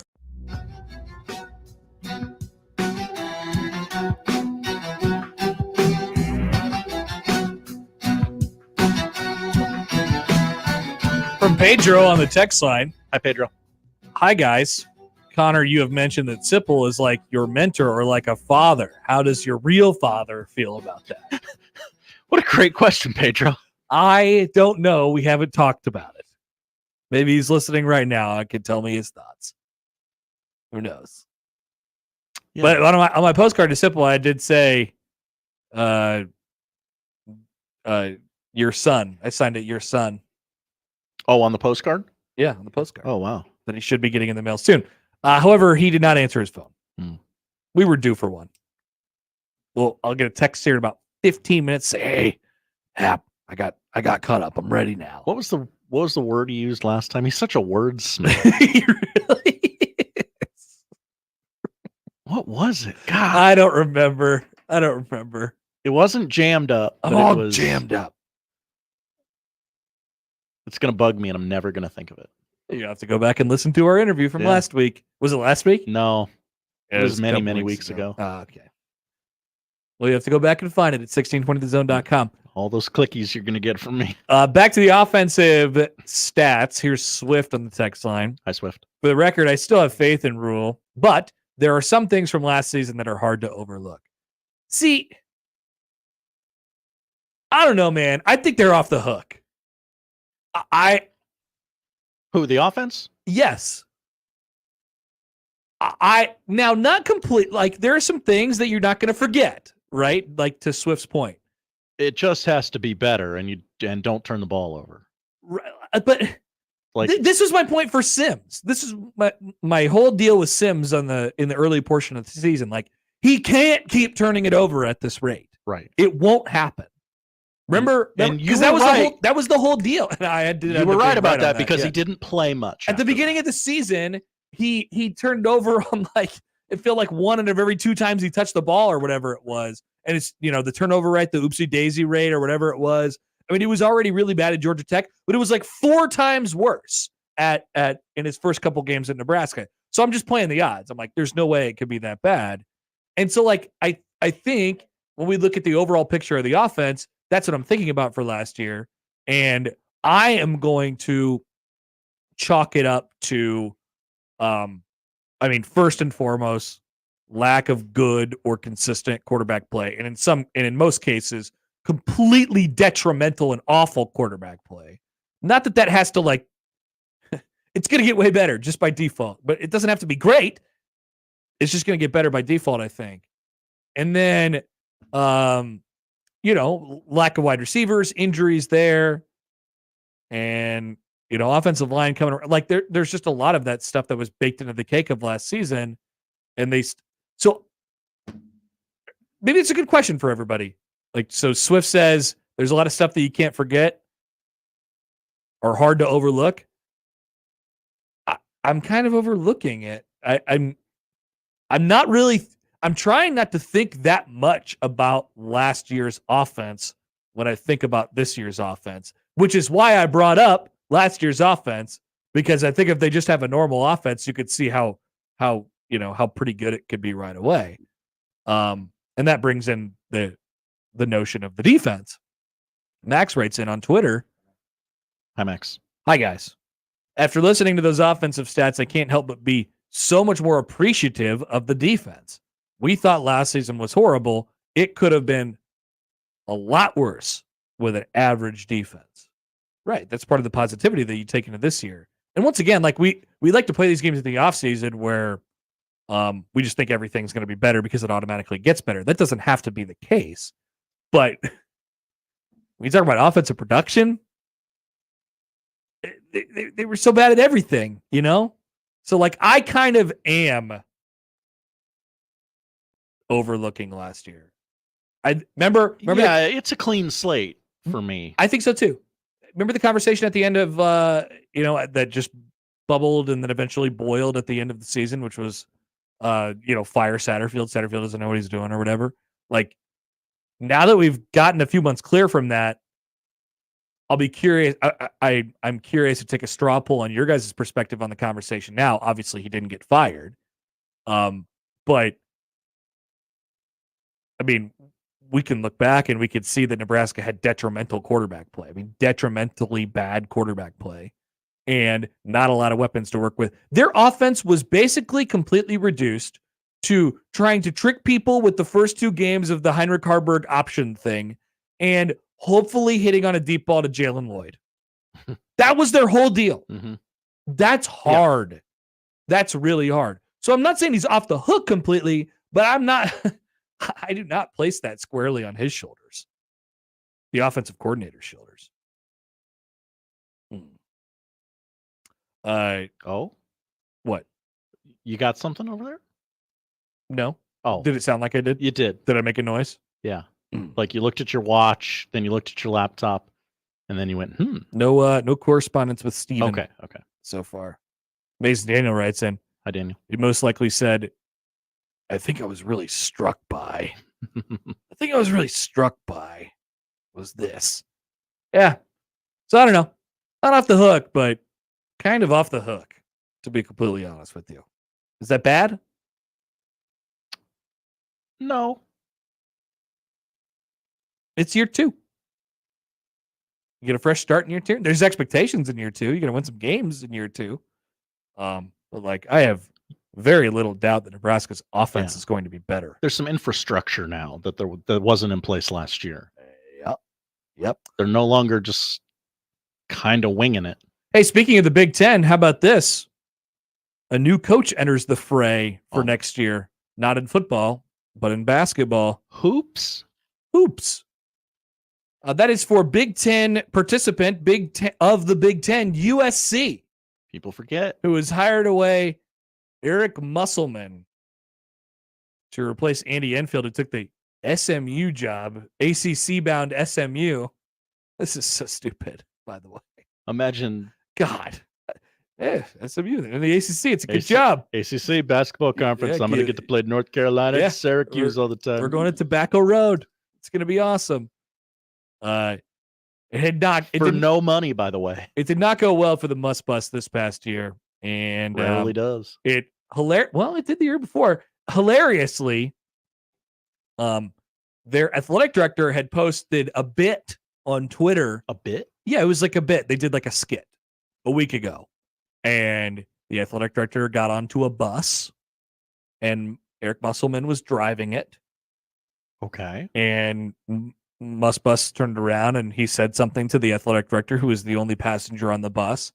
And to make a joke out of the fact that Eric Musselman had been pursued by so many schools, the AD said to him, "You're still here?"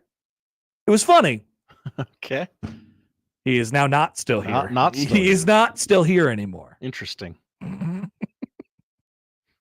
And he is at USC, which is now it's about to set off a bit of a domino effect, because we are hearing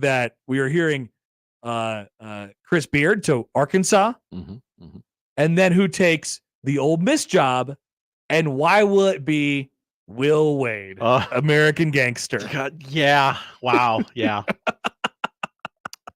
Boy, that seems like a match made in heaven or someplace else. It's basically, it's done in my head anyway. It's done in my head. And also, the USC job has changed since the Must Bus arrived in Los Angeles, as this morning Bronny James said, "I think the NBA is the route for me." No, he's still entering the portal, but he's entering his name in the draft. Yes. Right? He pulled a Frankie Fiddler. Everybody does that. Why wouldn't you put your name in the draft? It's called a Frankie Fiddler. It's not called a Frankie Fiddler. I'm calling it a Frankie Fiddler. Speaking of a Frankie Fiddler has his Final Four: Nebraska, Creighton, Wisconsin, Michigan State. He'll make a visit to Michigan State, I think, this weekend. Frankie, that's trademarked. You can't say that. Frank Tank. He's going to one of those places. Will he play with the Chuckster? And where will the Chuckster be? The Chuckster has not entered the portalster. But will he? Many think he will, yes. Many think that. Okay. But will he? And will Frankie Fiddler and the Chuckster be a dynamic duo wherever they end up? Are they a package deal, as they say? Ooh. I love a package deal. Does that mean the Frankster is going to Wisconsin? Another Frank the Tank at Wisconsin. Could be fun. Could be fun. We don't want that. Or do we get the Chuckster in the portal? Come on home, everybody. Which one? Everybody. Which home? Nebraska or Creighton, Josh? Where do you want Frankie Fiddler to go? I feel like they both would fit better in Lincoln. I think that's true. Okay. Yes. I think that's true. Yes. Phew. I know ball. Thank God. Thank God I got it right. Phone call here from the 42 Degrees of Source hotline. It's Rick. Hey, Rick, what's up? Rick probably quit on us. I'll add it to my phone log. I think our listeners, I think, no, I'm not going to say anything about our listeners, but listeners are great. I'll say something about myself. One thing that I do on this show is I pretty much bring everything to a screeching halt when we get a phone call. I love taking radio calls. You do. I love it. I think that's what sports radio is all about. I think it's about hearing from crazy people on the phone. I love the sound of it. I love the opinions. I love all of it. And so a lot of the times when we do get a call and we're fortunate enough to have like any listeners of the show, which is nice, I'll bring the show to a screeching halt and I'll stop and do whatever you do. But sometimes we got to wait 5 minutes because it's the flow of the show. And when they wait 5 minutes, it's like, you know what? I can't do this anymore. Got things to do, people to see. You got things to do. You got people to see. And I'm so used to being, right on the air right away. I get it. So the normal 5 minute wait is a long wait for too the long. show. Yes. So people are like, oh, they must have forgot about Even it. though I see people on other shows, 20, 30 minutes, and there they are. They're still there. Yeah. They're just, that's baked into the cake for them. Waiting to slam on Jeff and Calabasas. And us. Rack them. All right. Quick time out here. We'll come back. A few other things, including Ohtani Gate 2.0. I would like to know more about this. I'm curious. Maybe I should go ask our boss if I could say a certain word. Yeah, I think it's important to the story. Okay. I'm going to go to...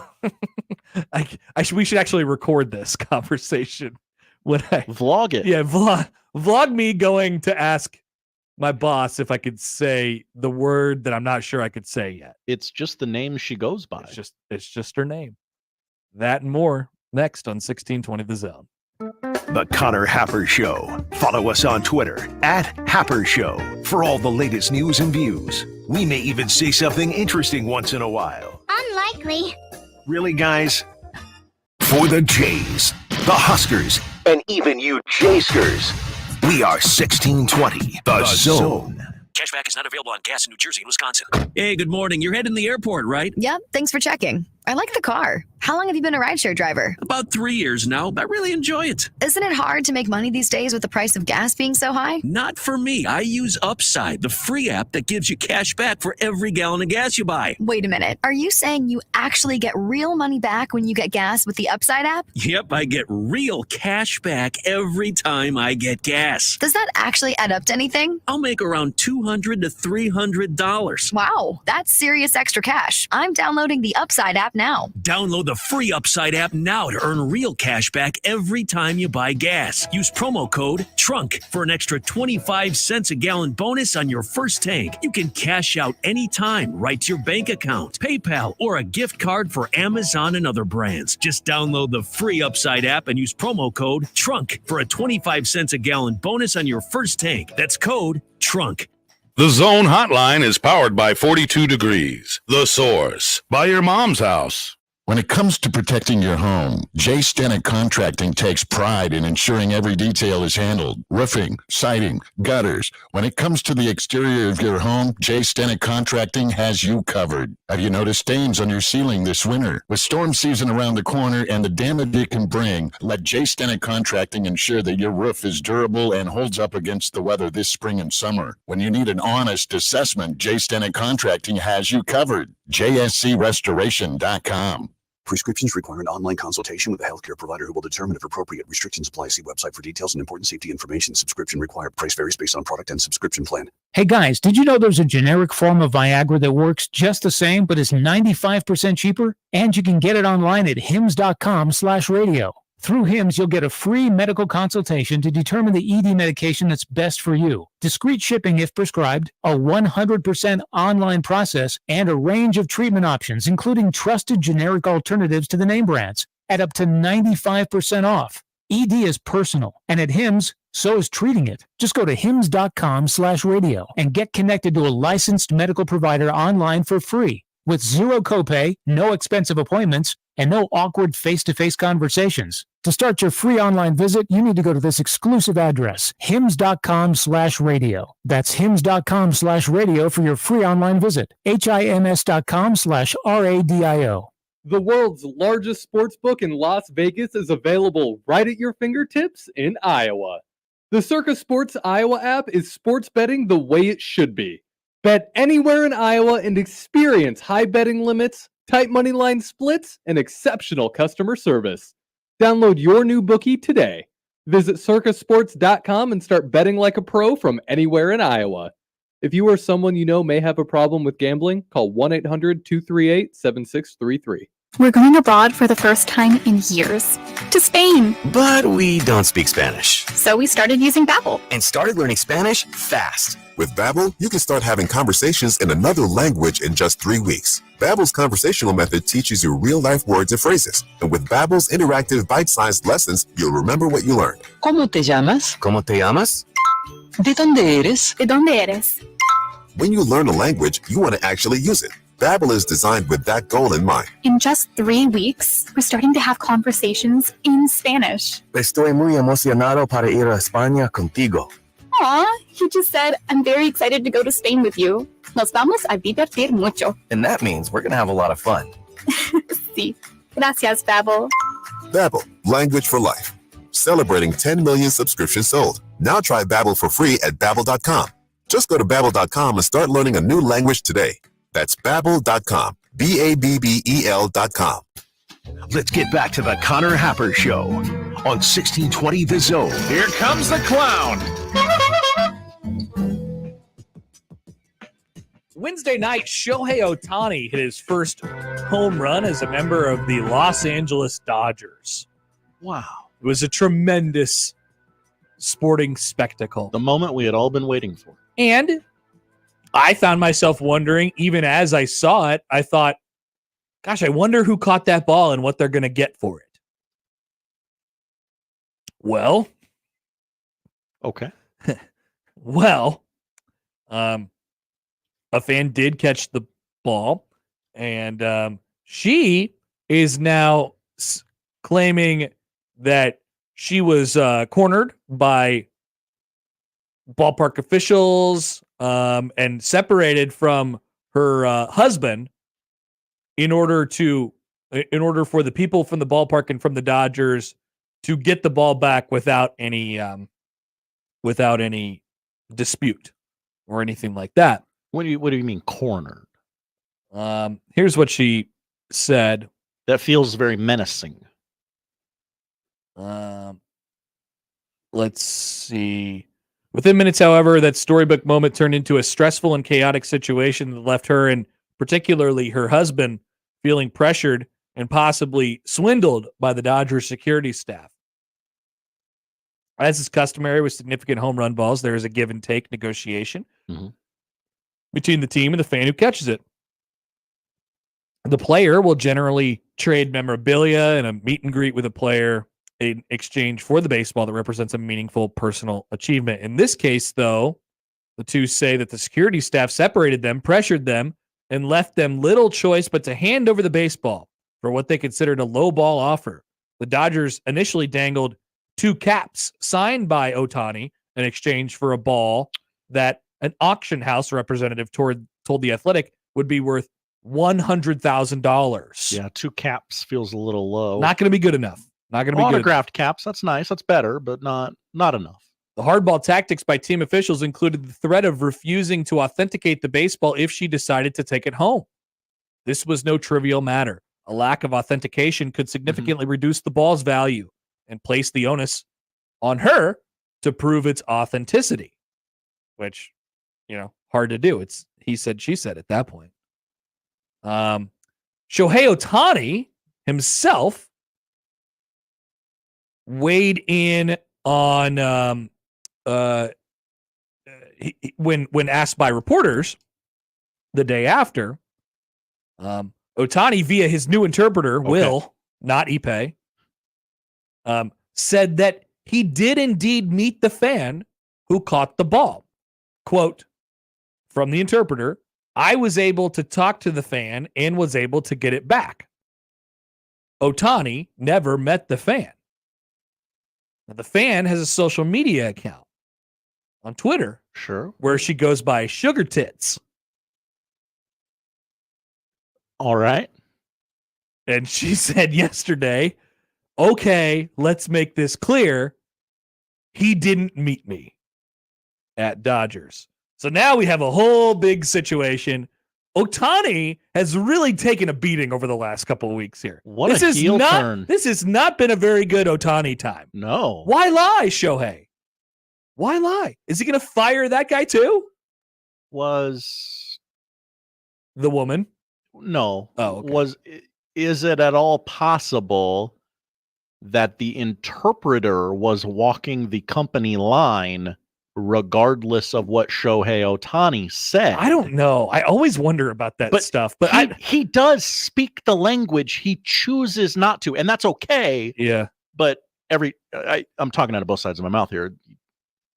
I don't think the interpreter is going into business for himself, but the two who go by their real names, which are Roman and Valenzuela, those are their last names. Amber Roman and Alexi Valenzuela. They are happy that Ohtani did eventually end up getting his baseball. And they traded it for a signed Shohei bat, 2 Shohei signed hats, and 1 Shohei signed baseball. Okay. That's about what I would ask for. I'd probably ask for a jersey as well. Yeah. Maybe she did counter with that and they met in the middle. She was asked, Amber was, who goes by a different name on Twitter. What's that name again? Amber. Okay.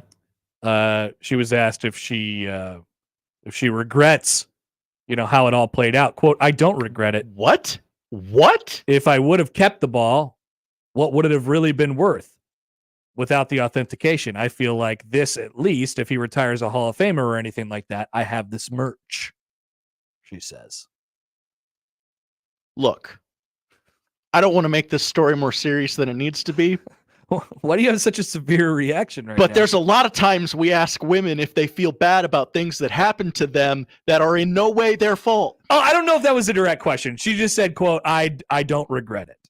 I don't know what I'm just reading off the athletic article. I don't know if that was the question that was, I'm sorry if I misrepresented the story. Do you feel bad that you took the Dodgers for everything they were worth, maybe ma'am? It was, how do you feel about the way it all played out? And then she said, quote, I don't regret it. Okay. Quote, I did. So yes, okay. Sorry, that one was on me. Sorry, Josh. Oh, don't be so offended. My gosh. But they're lifelong Dodgers fans, and they got caught up in this whole thing.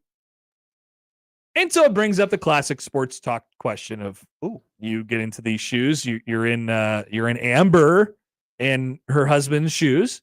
A very fine name, Amber. Josh, you strike me as a bit of a tough negotiator in this specific circumstance. I feel like you would get what you wanted. In that scenario, I know what I have. There's no debating that is a ball they want. But what if they're threatening to hold the authentication from you and then the ball is worthless immediately when you walk out the door? Then I keep the ball and I got a cool story to tell everyone. Yeah, but you have a lot less money. All of these games, I didn't have any money to begin with.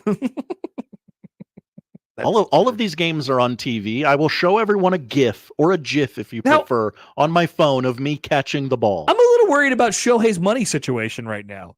Ipe stole all that money from him, and he's not getting paid anything. All of his money is deferred until 2050, whatever. Does Shohei have any money right now? This is probably why all this happened. Otherwise, Shohei would have just gave him a stack of cash. Well, he thought he was going to have those gambling winnings coming in. Yeah. I'm a little concerned about Shohei's bank account at the moment and his translators. I think he's just got to start doing this himself. The image of Shohei Ohtani has really changed quite a bit in the last 2 or 3 weeks now. Right. I mean, first of all, he signed with the Dodgers. There was the whole mess about where he was going to sign and what plane he was on, and it was the guy from Shark Tank who ended up in Toronto or whatever. That was that whole mess, and it was kind of cute, right? It's like, oh, what's going to happen? What's he going to do? He's not talking. He's not saying anything. Like he very clearly wants to keep his life private and stay out of the public eye. But it's really hard. You're in the news, and you're the best player in baseball. And now a lot of this stuff is kind of piled up on him. Shohei.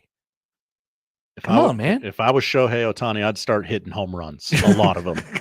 Get people talking about you in a positive manner. Do you want to know the truth, kids, or do you want to see me sock some dingers? Yep. Just listen to me sock dingers. That's all I got.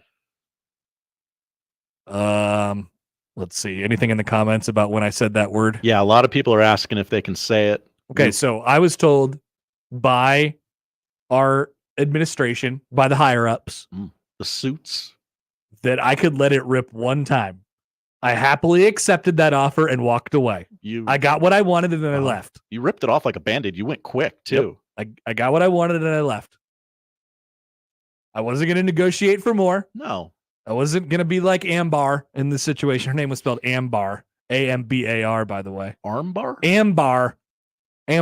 Oh, now I'm less on this lady's side. I got what I wanted. One time. Had to make sure I got it out clean. Don't be greedy. And I did. I like the way that went down. I knew that's mostly why we did this segment, to be completely honest with you. It does inject a level of humor in the story that without that the story's lacking. I wonder if she's tweeted. What's she tweeting nowadays? Yeah, should we follow her? Let's see. Yeah, no, she's just done some retweeting of the stories, got a couple videos of herself. You know, she's excited that she's in the news. It's 2 T's at the back end for everybody wondering. Yes, correct. Somebody responded to her and said it was very classy of you to not extort him for the ball. You got some nice things and memories, but it's his accomplishment, and I respect that you recognize that. Oh, her pinned tweet is very clearly her catching the home run ball. See, that's what I would have. Yeah. Yeah, you do have that moment now. Look at that. How lucky is that? I want to be that person one day. I want to catch a significant home run ball. I want to catch a baseball of any kind first. But, man, I want to catch a significant home run ball, a baseball that means something. That'd be great. All right, quick time out here. We will come back. 1 o'clock hour is still coming at you. We'll get to some responses from this as well on the Connor Happer Show on 1620 The Zone. Live from the Host Coffee Studio, this is 1620 The Zone. Guys, let's have a conversation. Let's say you've been losing interest in your spouse. You got low libido. You can't focus on things. And you're wondering, what is going on? It may be low testosterone. Mentality is here for you. With their FDA-approved testosterone treatment, their board-certified physicians who work with most insurance companies, they can diagnose the symptoms of low testosterone and take care of it. Schedule an appointment today. Go to the website, lowtusa.com. Take back your life, man. Mentality, lowtusa.com. Host is roasting every morning. Host is roasting every day. Put your coffee department in good hands with Host Coffee Service, providing direct delivery and loaned coffee equipment with service programs. If you're ready to change to a better coffee provider, it's time for Host Coffee. Omaha's best coffee since 1972. Host Coffee is always roasting something good for you.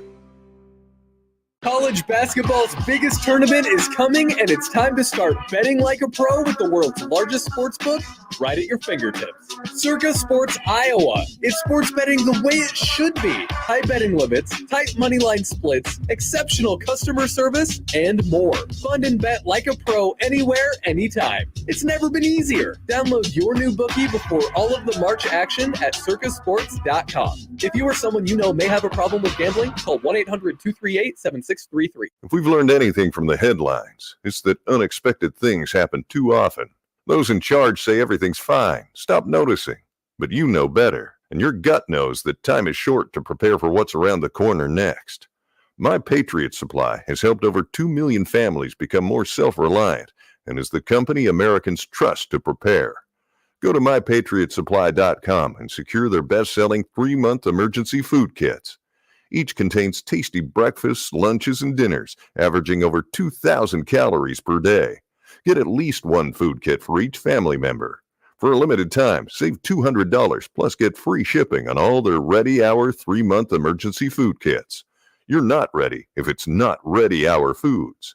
At My Patriot Supply, you can also get solar-powered generators, water filtration units, emergency medical supplies, and heirloom seeds. Shop MyPatriotSupply.com today. MyPatriotSupply.com. Omaha Maverick Baseball is coming off a series victory over 2023 College World Series qualifier Oral Roberts, and the Mavs are ready to take on crosstown rival Creighton on Tuesday, April 9th at Tal Anderson Field. Don't miss this classic matchup. Plus, it's $2 Tuesdays when all Pepsi products and Busch Light cans are $2 when the gates open until the third inning. Get your tickets for this game and all baseball and softball games by calling 402-554-MAVS or by going to omavs.com/tics. Email any of our shows anytime into the Equitable Bank inbox. At Equitable, we take banking personally. For me, John at 1620thezone.com. The Equitable Bank inbox from 1620 The Zone. Getting quality employees to fill positions in your company is essential, but finding those people can be a major hassle, unless you use ZipRecruiter. ZipRecruiter makes finding quality people a breeze. And right now you can try it for free at ZipRecruiter.com/radio. With ZipRecruiter, one click sends your job to hundreds of top job sites. But more than that, ZipRecruiter's advanced technology identifies the candidates with the skills you need, sends you a list of great matches to review, then actively invites them to apply for your job. And the results speak for themselves. 4 out of 5 employers who post on ZipRecruiter get a quality candidate within the first day. That's right, the first day. Now you can focus on your business and let ZipRecruiter do the work finding the best people for you. See for yourself. Experience the ease, efficiency, and power of ZipRecruiter for free. Just go to ZipRecruiter.com/radio. That's ZipRecruiter.com/radio. ZipRecruiter.com/radio. Tickets for less. Best seats, best prices, no service fees. Shop ticketsforless.com. KOZN Bellevue, Omaha, Council Bluffs. This is 1620 The Zone. All right, welcome back. We're the Connor Happer Show here on 1620 The Zone, 1620thezone.com. I'll do a little fashion police. I want to talk Final Four. Stephon Diggs. I don't know if there's enough time for all this, Connor. Dan Hurley. No, That's we're going to do all of it. That's your guy. We're going to do all of it, I promise. Could probably do Dan Hurley at the same time as the Final Four. Maybe we'll just morph those topics together. But first, the most important voice of all, yours. Here's right. Rick on the 42 Degrees of Source Hotline. Hi, Rick. Thanks for taking my call on this beautiful day. Hey, you guys got on to baseball, and I really don't have a whole lot of use for California with paying this guy $800 million to bat $180, and I'm sure he'll produce sooner or later. But there's some good baseball going on at Millard West. There's a high school tournament out there, and the reason I bring this up, I'm kind of a local guy, and yesterday Jabba Chamberlain, I believe his son pitched, and it was a pleasure to see the kid did a real good job. And in Class A, there's quite a few good schools. But, you get in these games for like $5, parking's free. And, just to really up it up a notch, like you guys were talking 20 minutes ago, there's a venue across the street. If you're not a girly man, there's some pretty good entertainment from what I've been told. So thanks for taking the call. And you guys, I enjoy your show. Thank you, Rick. I appreciate that. Yeah, there's been a bit of a town discussion on the establishments that are across from Millard West High School at the moment. Oh, near Millard West High School. Okay. The place that used to be Two Fine Irishmen turned into a different place. Josh, are you taking note? They're still serving refreshments there? I don't know what goes on there, Josh. I don't know what goes on there. I mean, no free plugs, but let a guy know. Check out the Frank Ryan Invitational, and then who else? Who knows what else? Okay. In the area. I don't know if they got shut down or I just know people. You didn't hear about this? I'm surprised. You're usually up with your local news. No, I can't believe this would be a city where the mayor would let this happen. The mayor's not in control of everything, okay? Clearly. No free shout outs, but yes, there is. That. Yeah. You can Google it. Yep, you sure can. You sure can. Oh, it's that guy, one of that guy's places. Okay. I know everything I need to know about this story now. Josh is learning about this in live action. Mike says many fine Irish women. They're not all Irish. Okay. Dan Hurley. I was really excited for Dan Hurley's press conference yesterday.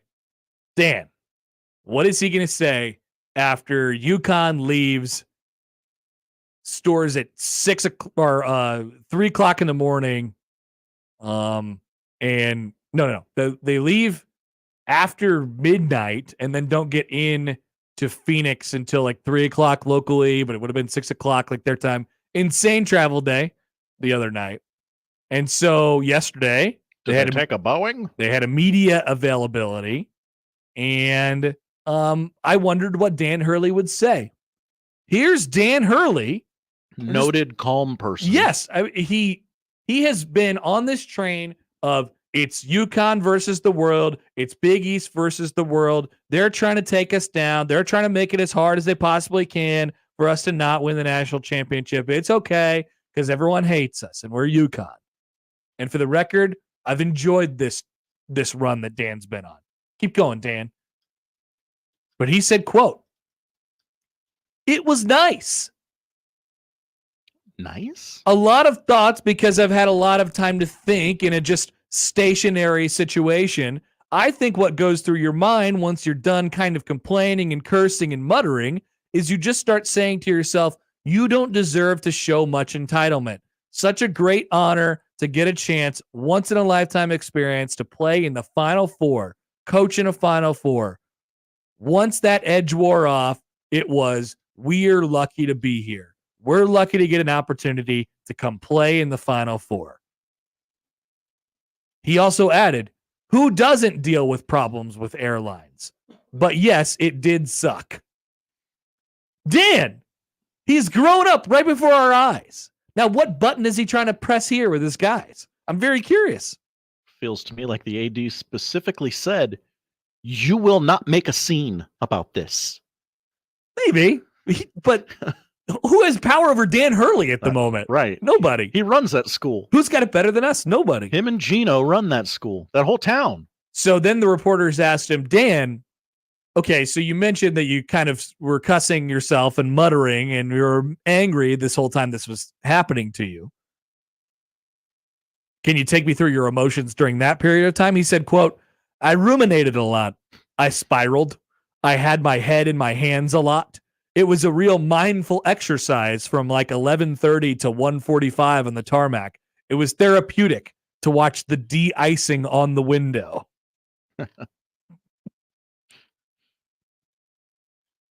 Totally calm. Now about their now reconfigured schedule as it pertains to the Final Four yesterday, quote, I mean, listen, these guys were getting in a van driving 14 hours to the Peach Jam, playing 2 hours later, Hurley said, referencing Nike's signature grassroots basketball event. There's no excuses. I mean, bleep. I was driving a mini cheese bus to prep school games not too long ago. We're in the Final Four here, man, with a chance to advance, to repeat as national champs, make history. We're way past this bleep. He also added one more. That's why God made caffeine, he said. Oh. Thank you, Dan. So mature of you to not go ballistic on Boeing, the NCAA, whatever airline you were supposed to fly. I don't know. I'm not gonna throw anybody under the bus. I'm sure that's known, that's out there, but I don't know at the moment. So good job by Dan. He didn't do what we thought he was gonna do. He really mellowed out in those 24 hours until getting to, and he was like, you know what? I'm appreciative of where we are because I've been there before. I've done that before. Imagine what Scott Frost would have said if he was put in this exact same situation. He would have been very angry. He would have been very angry. I think he would have quit. he might have quit. Anyway, on the Final Four this weekend, Josh, I really need UConn Purdue. I do too. And I'm at the same point. Like, people are going to do this for TV ratings. They're going to be like, oh, well, nobody's going to watch it if it's not. Like, that is definitely true. Way less people will watch it if it's not. But that's not why. Could the women's title game outrate the men's title game? That is not why I care about. And by the way, it probably will if Caitlin Clark's in it, right? I would think so, yes. Right. So we'll have that conversation anyway when we all reconvene on Tuesday after the national championship game on Monday, the men's national championship game. But like, I just hope we get the ending that we all deserve to this basketball season, which is UConn and Purdue, who have been the two best teams in the country all year, playing each other in the national championship game. Good on good. I think we deserve that. Nebraska versus Creighton in the national championship game. That's right. Aggregate national championship game. Yep. Somebody gets to claim an aggregate national championship right here in this state. Oh my God, that's awesome. That's a great point. We should set this up. I mean, it's going to be if you thought you hated Twitter while Keisei-Mania was shooting threes last night, you're going to really hate Twitter if Purdue wins the national championship game. Oh yeah, because they called Purdue boring and unwatchable all year, but yet they watch and just hoping that Nebraska can be associated with greatness. Purdue's a 9.5-point favorite. Josh, you have a lean? I lean Purdue. I also lean with Purdue. UConn is an 11.5-point favorite. Josh, do you have a lean? Boy, they've looked like a wagon. They've had several days to like shake off that bad travel day. Every bit of me wants to just go against the math, right? Like, it's basically, did you see that picture, by the way, that went viral last night of the roulette table that zero had hit like 14 times in a row? No. It was, my brain exploded. Google this. I think I liked it or something like that last night. Whatever it was, I lost my mind when I saw this. And it made me think that anything is possible. So, but on that subject, my brain wants to go against the math on this and say, there's no way they could win every single NCAA tournament game by 20 points. They can't do that. They won a national championship game last year. I know how good they are, but I'm going to play against it here. But I can't, I just can't anymore. They've convinced me. And I would pick them to win by 12 points. I mean, in a Final Four that's game the beauty of against this. a top 10 Alabama team. Like, they're just, I mean, Creighton, by the way, is going to win a national championship, or they're going to be in the national championship game no matter what, because they beat both those teams. Look at that. All zeros. Oh, you're looking at it now? Yeah. Josh, how long would it take for you to put this up on the screen? Because people need to see this. 2-3 minutes. Okay. All right. Well, you get cooking on that real quick. I'm because people need to see this. This is the most disgusting thing I've ever seen. Disgusting in like a good way, or no, well, we should actually have a conversation about it, because there's different thought processes on what you do on a roulette table, or maybe. I mean, there's no way I would bet zero again. It's the roulette table of life, right? If one thing has been happening so many times in a row, are you betting on the one thing to happen again, or are you betting against the one thing to happen? I would be betting against it. I would too. But there's a lot of people, like, if you flip a coin and it lands on tails 3 times. 3 times in a row. What are you betting? What are you betting on the fourth one? Heads is due. Me too. But I think there's some people out there who would say, no, I'm riding tails until we die. And if you would have rode 0 until you died on the roulette table that night, wherever this was, I think it was in Atlantic City, You are the richest person on planet Earth. Congratulations to you. It is up at Happer on Look at this. Zone TV. Look at this. Look at all those zeros. I go, this is not real. This cannot be real, but it's at a real casino. It says Caesars on the glass. Yeah, that's a real life thing. I'd either be the most triggered person of all time or the happiest person of all time, and I think I'd be the most triggered person of all time because I'd be just sitting there. You know, I mean, this is obvious. It's going to be not zero. Yeah. Like, can you bet on not zero somehow? But that brings me back to the UConn thing. Are they? They are basically the zero in this situation.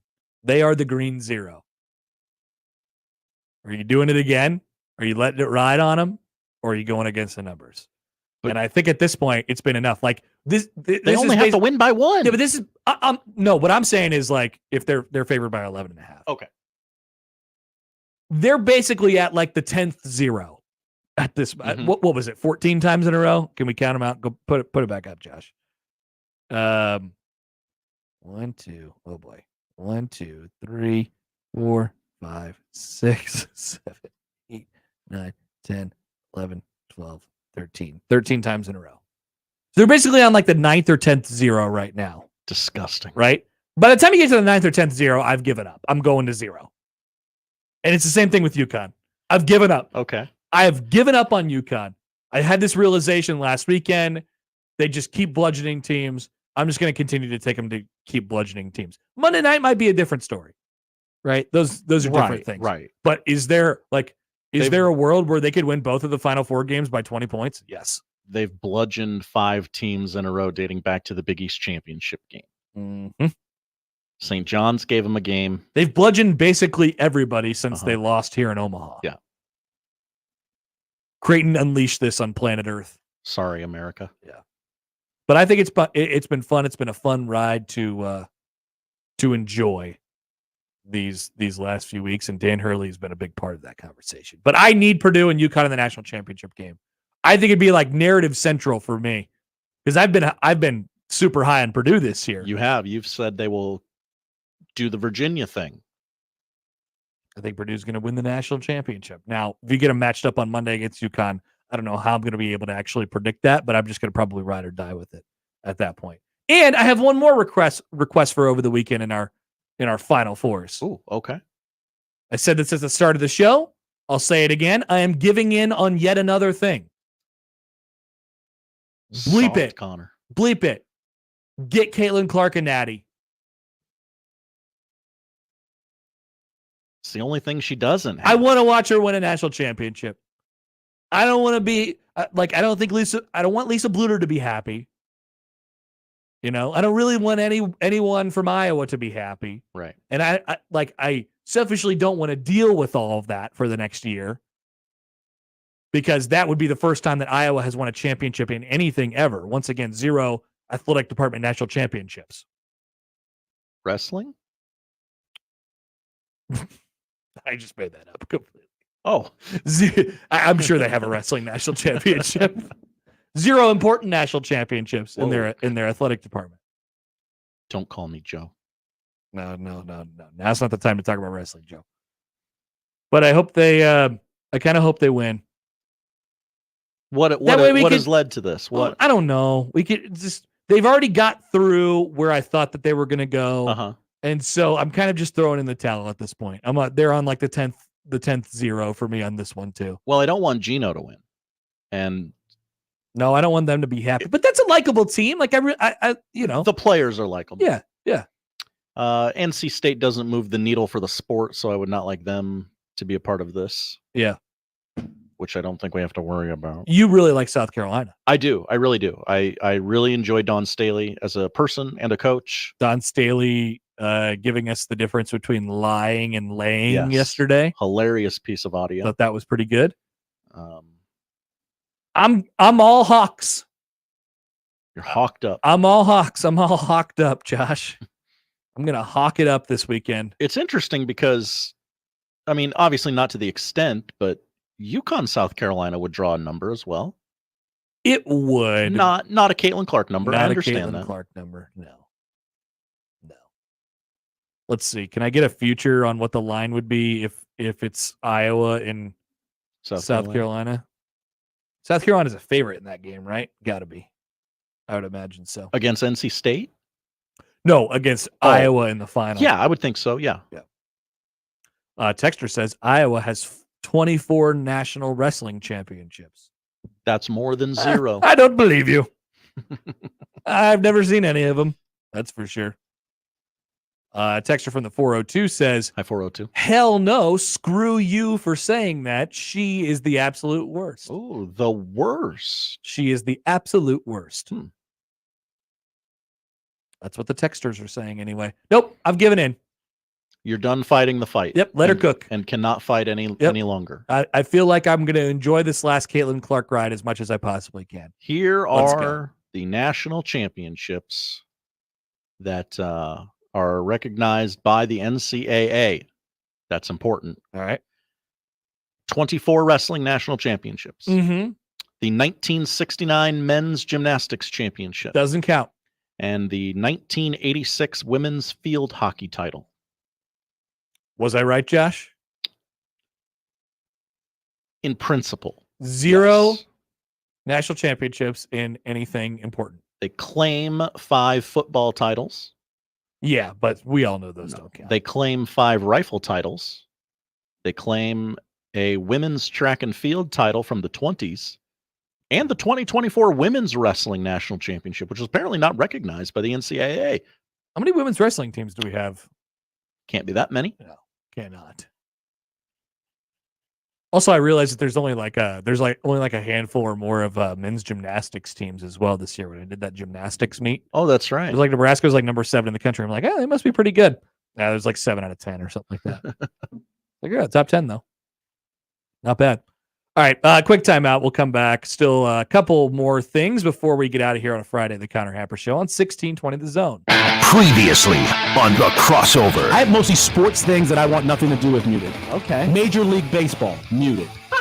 Baseball, muted. Don't you love the Mets? I did. Yeah. Mahomes, Chiefs, Harbaugh, Wolverines, Michigan, FIFA World Cup, Goal, Qatar, World Cup, VAR, USMTAC, World Cup, Wordle. I got lots on here. Mornings with Sharp and Hanley. The Connor Happer Show. Unsportsmanlike conduct. 6A to 6P. 1620. The Zone.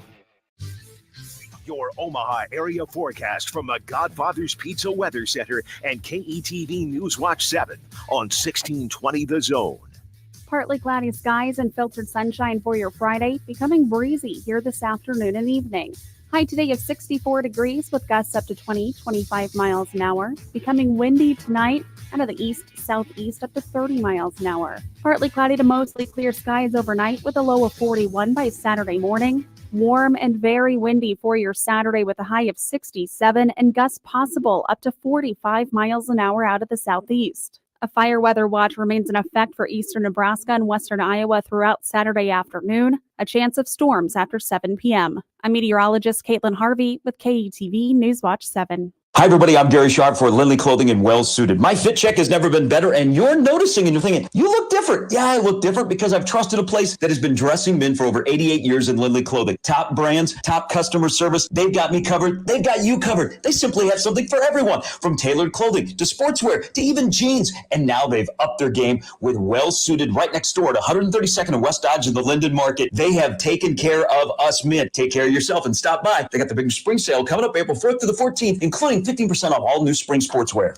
Certified Transmission built its reputation on the job done right. It means hard work, honesty, and integrity. And together, we ensure our customers leave satisfied and worry-free.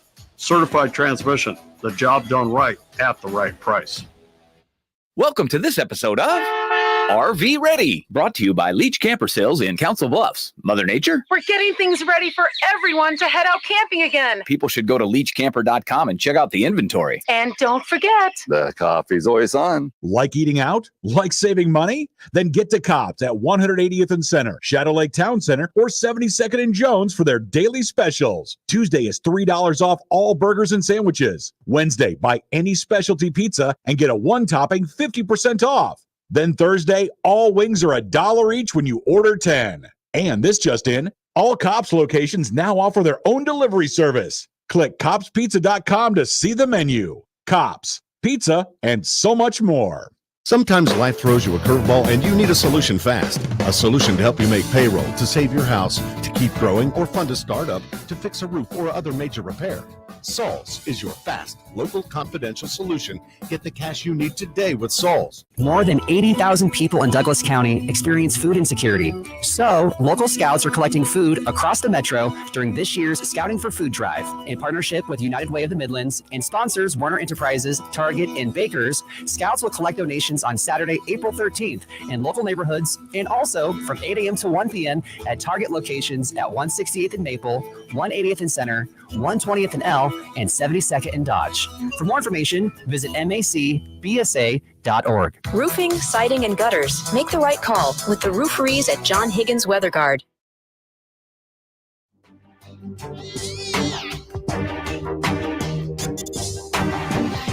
Oh, baseball season is back, Josh, which means Angel Hernandez is back. Oh, that's right. I don't love that guy. We had an Angel Hernandez sighting yesterday. I thought he was kicked out of the league until I read this yesterday. Nope. They would never do that. The union would never let him.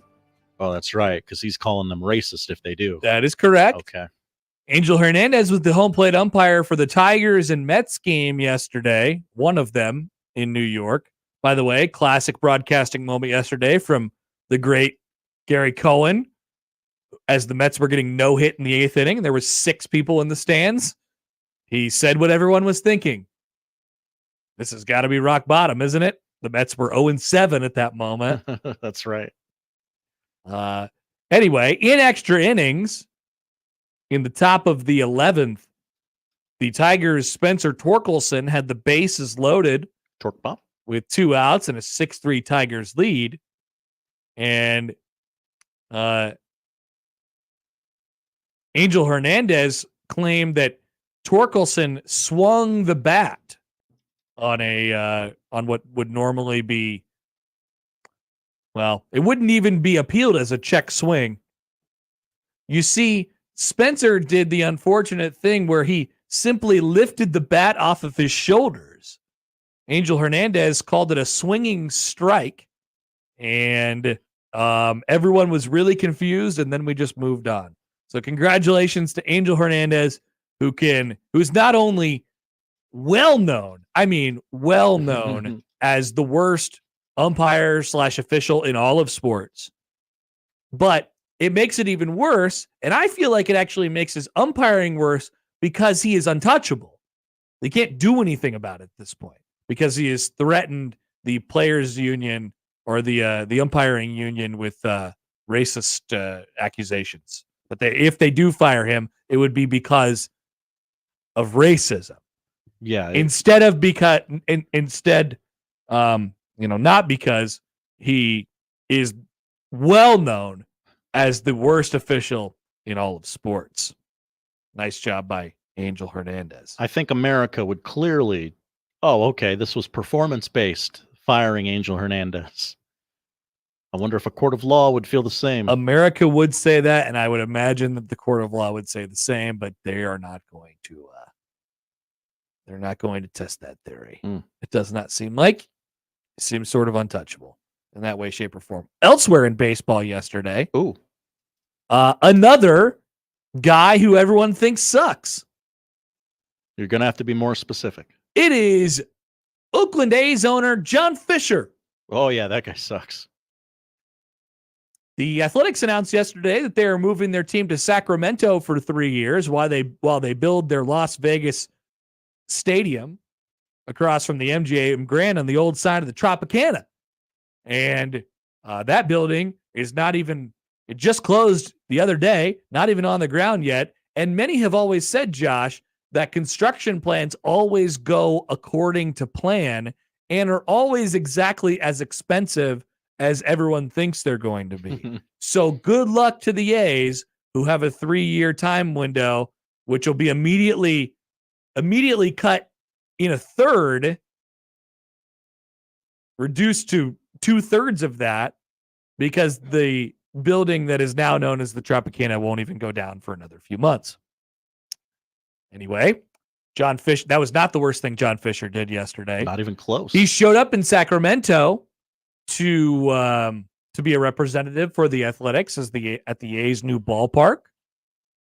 He was telling Sacramentians and all of baseball how fun it will be to see the A's and Major League Baseball players in Sacramento. Notice how I said that those are two different things. The A's and Major League Baseball players. A quote from Fisher. We're excited to be here for the next 3 years playing in this beautiful ballpark, but also being able to watch some of the greatest players in baseball. It was at that moment where everyone thought the exact same thing. None of those players play for the Oakland Athletics. And it turned out that John Fisher thought the same. He continues, whether they be Athletics players or Aaron Judge and others launch home runs out of this very intimate, the most intimate baseball ballpark in all of Major League Baseball for the next 3 years. That's right. You can come to the ballpark in Sacramento, not to watch the A's, but watch Aaron Judge with the self-own and the admission that his team will indeed suck. Come watch the visitors play. I wonder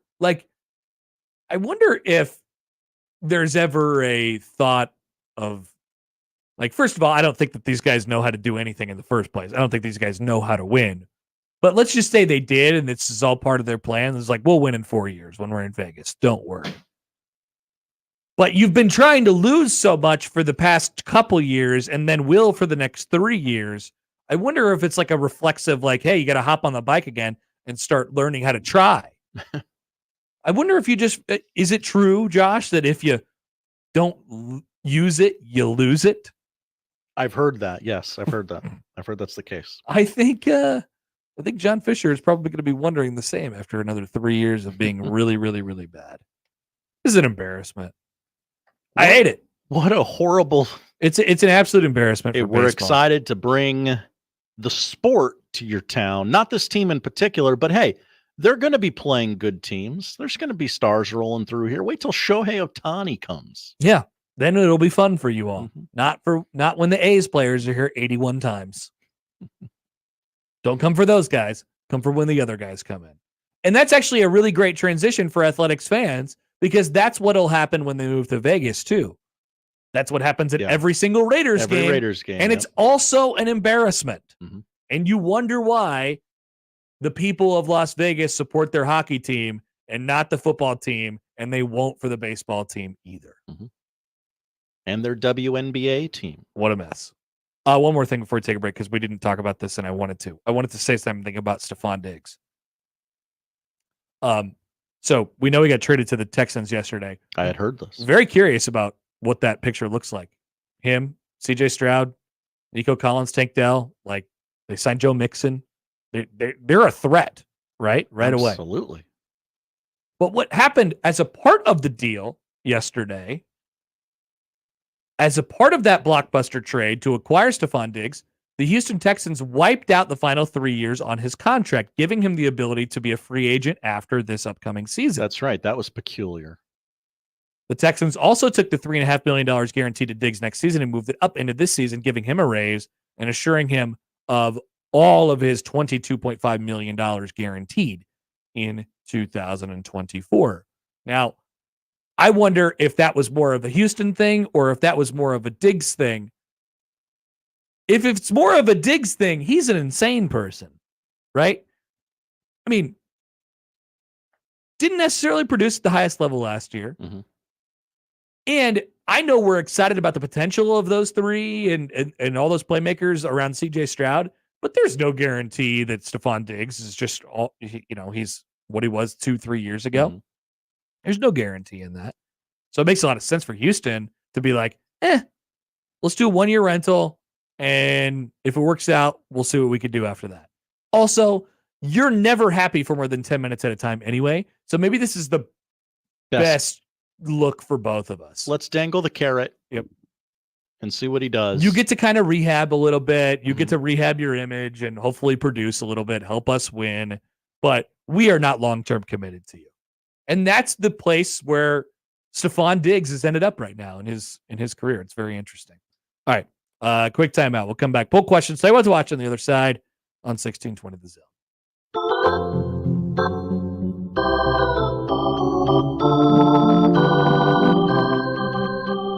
Have you ever wanted to be wrong for a living? Sure, you could be a weatherman, a politician, or a sports radio host. But why not try the glamorous world of umpiring? At the Angel Hernandez School of Umpiring, you'll be given the tools of the trade by the sport's 57th most tenured umpire of all time. Strike? Ball? Who gives a shit as long as you're the star of the show?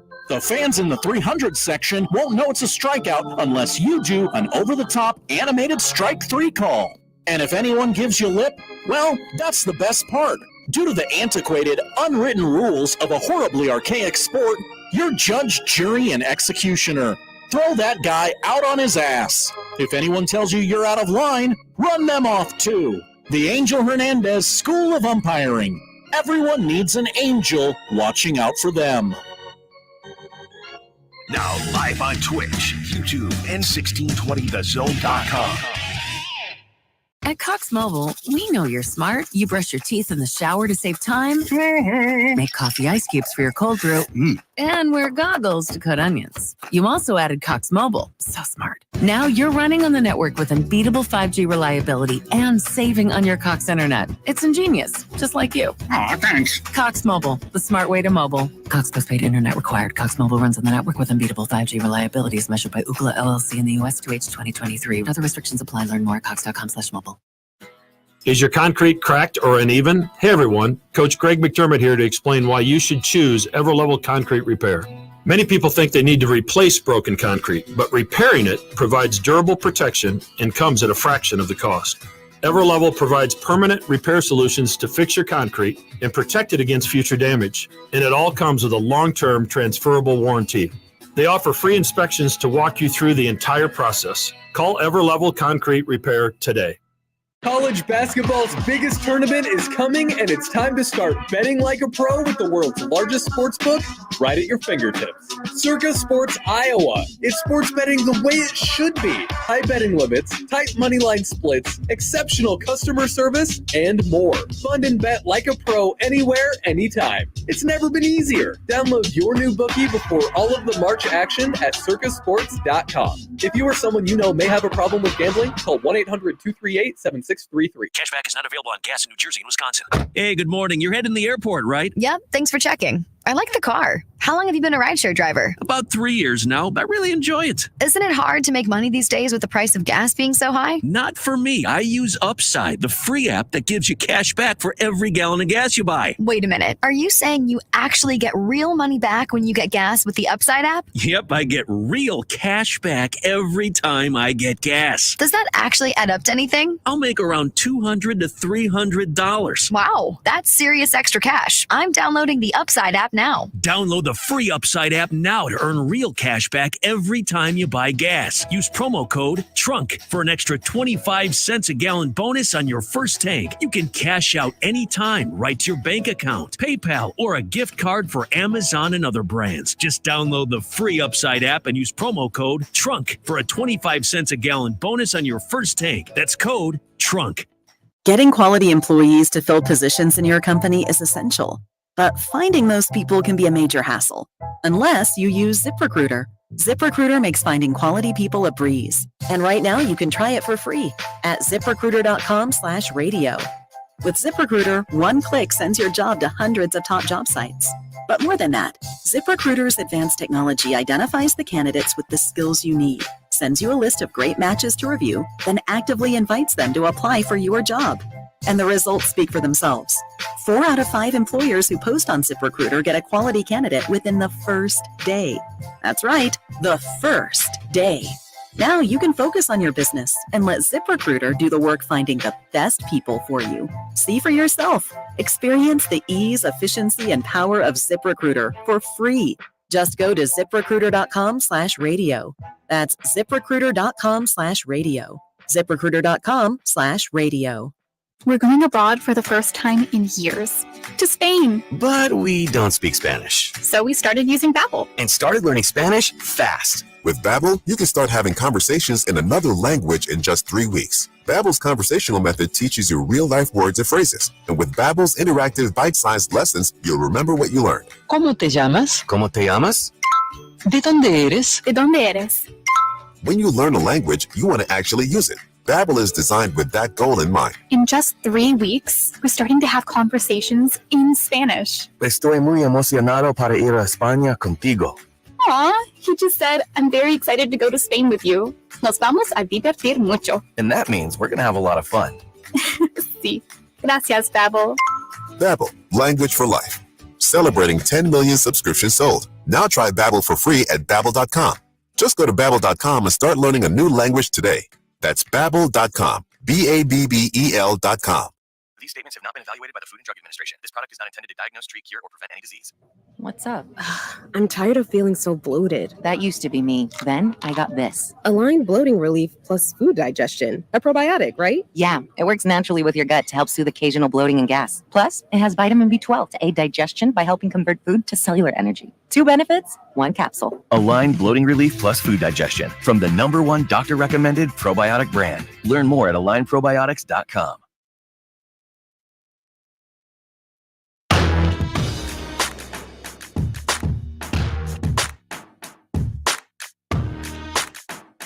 Poll questions at Happer Show on the J-Tech Construction Zone Twitter feed. Here we go. Do we need more guys like Johnny Gilbert? Yeah, we really do. We do. We really do. An American treasure. 60% say no. What? Yeah. I voted yes. Granted, I don't think we need more 95-year-olds, but guys like Johnny. Guys like Johnny, yes. Younger guys like Johnny. Is Caitlin Clark ducking Keisei Tominaga? Most voted on poll question of the day. Yeah, I think so. 81% say yes. Is a nuanced take another way of saying you have a bad take? No, not at all. Yes. We don't understand nuance. 73% say yes. Do people wear jock straps? No. 79% agree. Yeah, I don't think so. And finally, are you anti-beach? I love beach. I am anti-beach.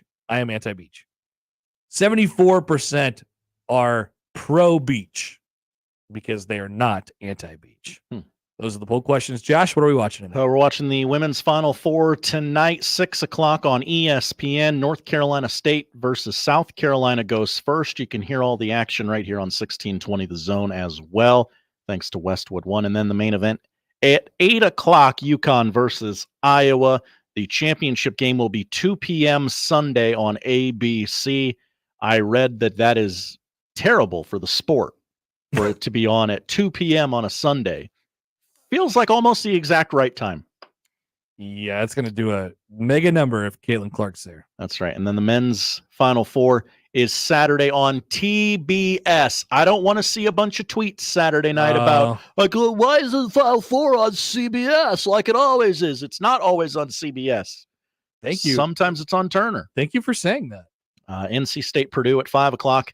And then at 7:50 Saturday night, Alabama versus UConn, again on TBS. Very funny. NHL, noon Saturday, ABC, Lightning Penguins, followed by Panthers Bruins. Sunday at noon on TNT, it is Sabres Red Wings. And then at 9 o'clock, Sunday night on ESPN, Stars Avalanche, 2 playoff teams out west. Baseball this weekend, Dodgers Cubs going on right now on ESPN Plus. 2 marquee teams. Every game of that series is going to be watchable this weekend. 3 o'clock tomorrow on FS1. And then it is your free game of the day on MLB TV on Sunday at 2 o'clock. Mets Reds 5:40 tonight on Apple, followed by, well, not followed by, it kind of runs simultaneously. 7 o'clock start for the Astros and the Rangers. That'll be on Saturday night on MLB Network. And then it is your Sunday night baseball game on ESPN. College baseball, Creighton and Nebraska each getting 1 televised game on Nebraska Public Media. They're there for you. I ask, they give me what I want. Butler versus Creighton tonight, 6 o'clock on Nebraska Public Media, but the better broadcast is on our sister station, 1180, where you can find Friday, Saturday, and Sunday Blue Jay baseball. Huskers tomorrow at 2 o'clock. They're playing Ohio State this weekend, and the game Saturday will be on Nebraska Public Media. 2 more things before we get out of here, Connor. It is WrestleMania weekend. Oh, that's right. I was going to give you 5 minutes to clear out on this today. I'm sorry. We had too much going on. It's fine. Philadelphia hosts the Wrestling Spectacular Saturday and Sunday night on Peacock. Special guests include Meek Mill, Connor. Oh, yeah, he's of Philadelphia. That's right. Lil Wayne and Jason Kelsey rumored to appear. Oh, sure. Hall of Fame induction tonight includes Paul Heyman and Muhammad Ali. Ever heard of Muhammad Ali? Into the WWE Hall of Fame.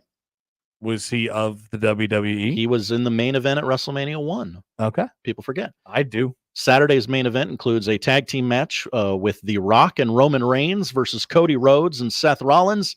And then Sunday night, we're going to cut that match in half. Cody Rhodes versus Roman Reigns. And Connor, quite possibly the biggest event of the weekend, 7 o'clock Sunday on CBS, the CMT Music Awards. Oh, my God! We have a country music awards show. We do. Kelsey Ballerini hosts the ceremony in Austin. She's also nominated for the top award of the evening, Video of the Year. Trisha Yearwood receives the Humanitarian Award. I don't know if this is country music's biggest night. I don't remember if it's that or the CMA Awards, but is this one in feels Vegas? Pretty big. Is it's this in Austin. In Austin. Okay. They will not be bothering you this weekend, Connor. Well, they usually are when I go to Vegas. All right, thanks, Josh. Thank you, Connor. That's what we're watching this weekend, and that is the show. If you miss anything, you can find it at 1620thezone.com. The crossover is next. Live from the Host Coffee Studio, this is 1620 The Zone. Ball forward, take your base. The only thing worse than a pitcher running out of gas on the mound is your old phone running out of storage for your photos in the stands. Goodbye, home Switch to Verizon and get a great deal on a new iPhone 15 Pro with tons of storage for all the ballpark pics you want. Just trade in your iPhone, any model, in any condition, so you'll feel like you're winning, even when your team's not. Trade in any iPhone in any condition for a great deal on iPhone 15 Pro with unlimited Ultimate and all the storage you need. Get the network you want on the iPhone you love, only on Verizon.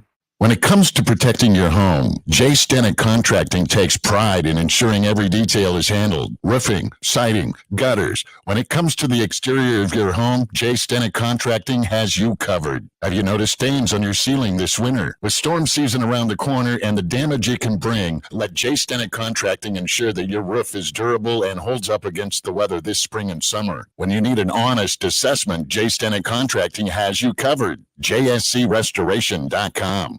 Say goodbye to busted brackets because FanDuel lets you bet on every game of the tournament. As we're winding down the tournament, it's been a great year. And whether you're betting on a big upset or a 1 seed, it's time to go dancing with America's #1 sportsbook. Yeah, right now, new customers get $200 in bonus bets if your first $5 bet wins. And again, everybody's bracket, maybe it's not exactly what you thought, but you still have an opportunity to win on your current bets. That's $200, $200 to use on point spreads, money lines. You can even pick who's going to win it all. Just go to FanDuel.com, use the promo code ZONE, and bet on college hoops until they cut down the nets.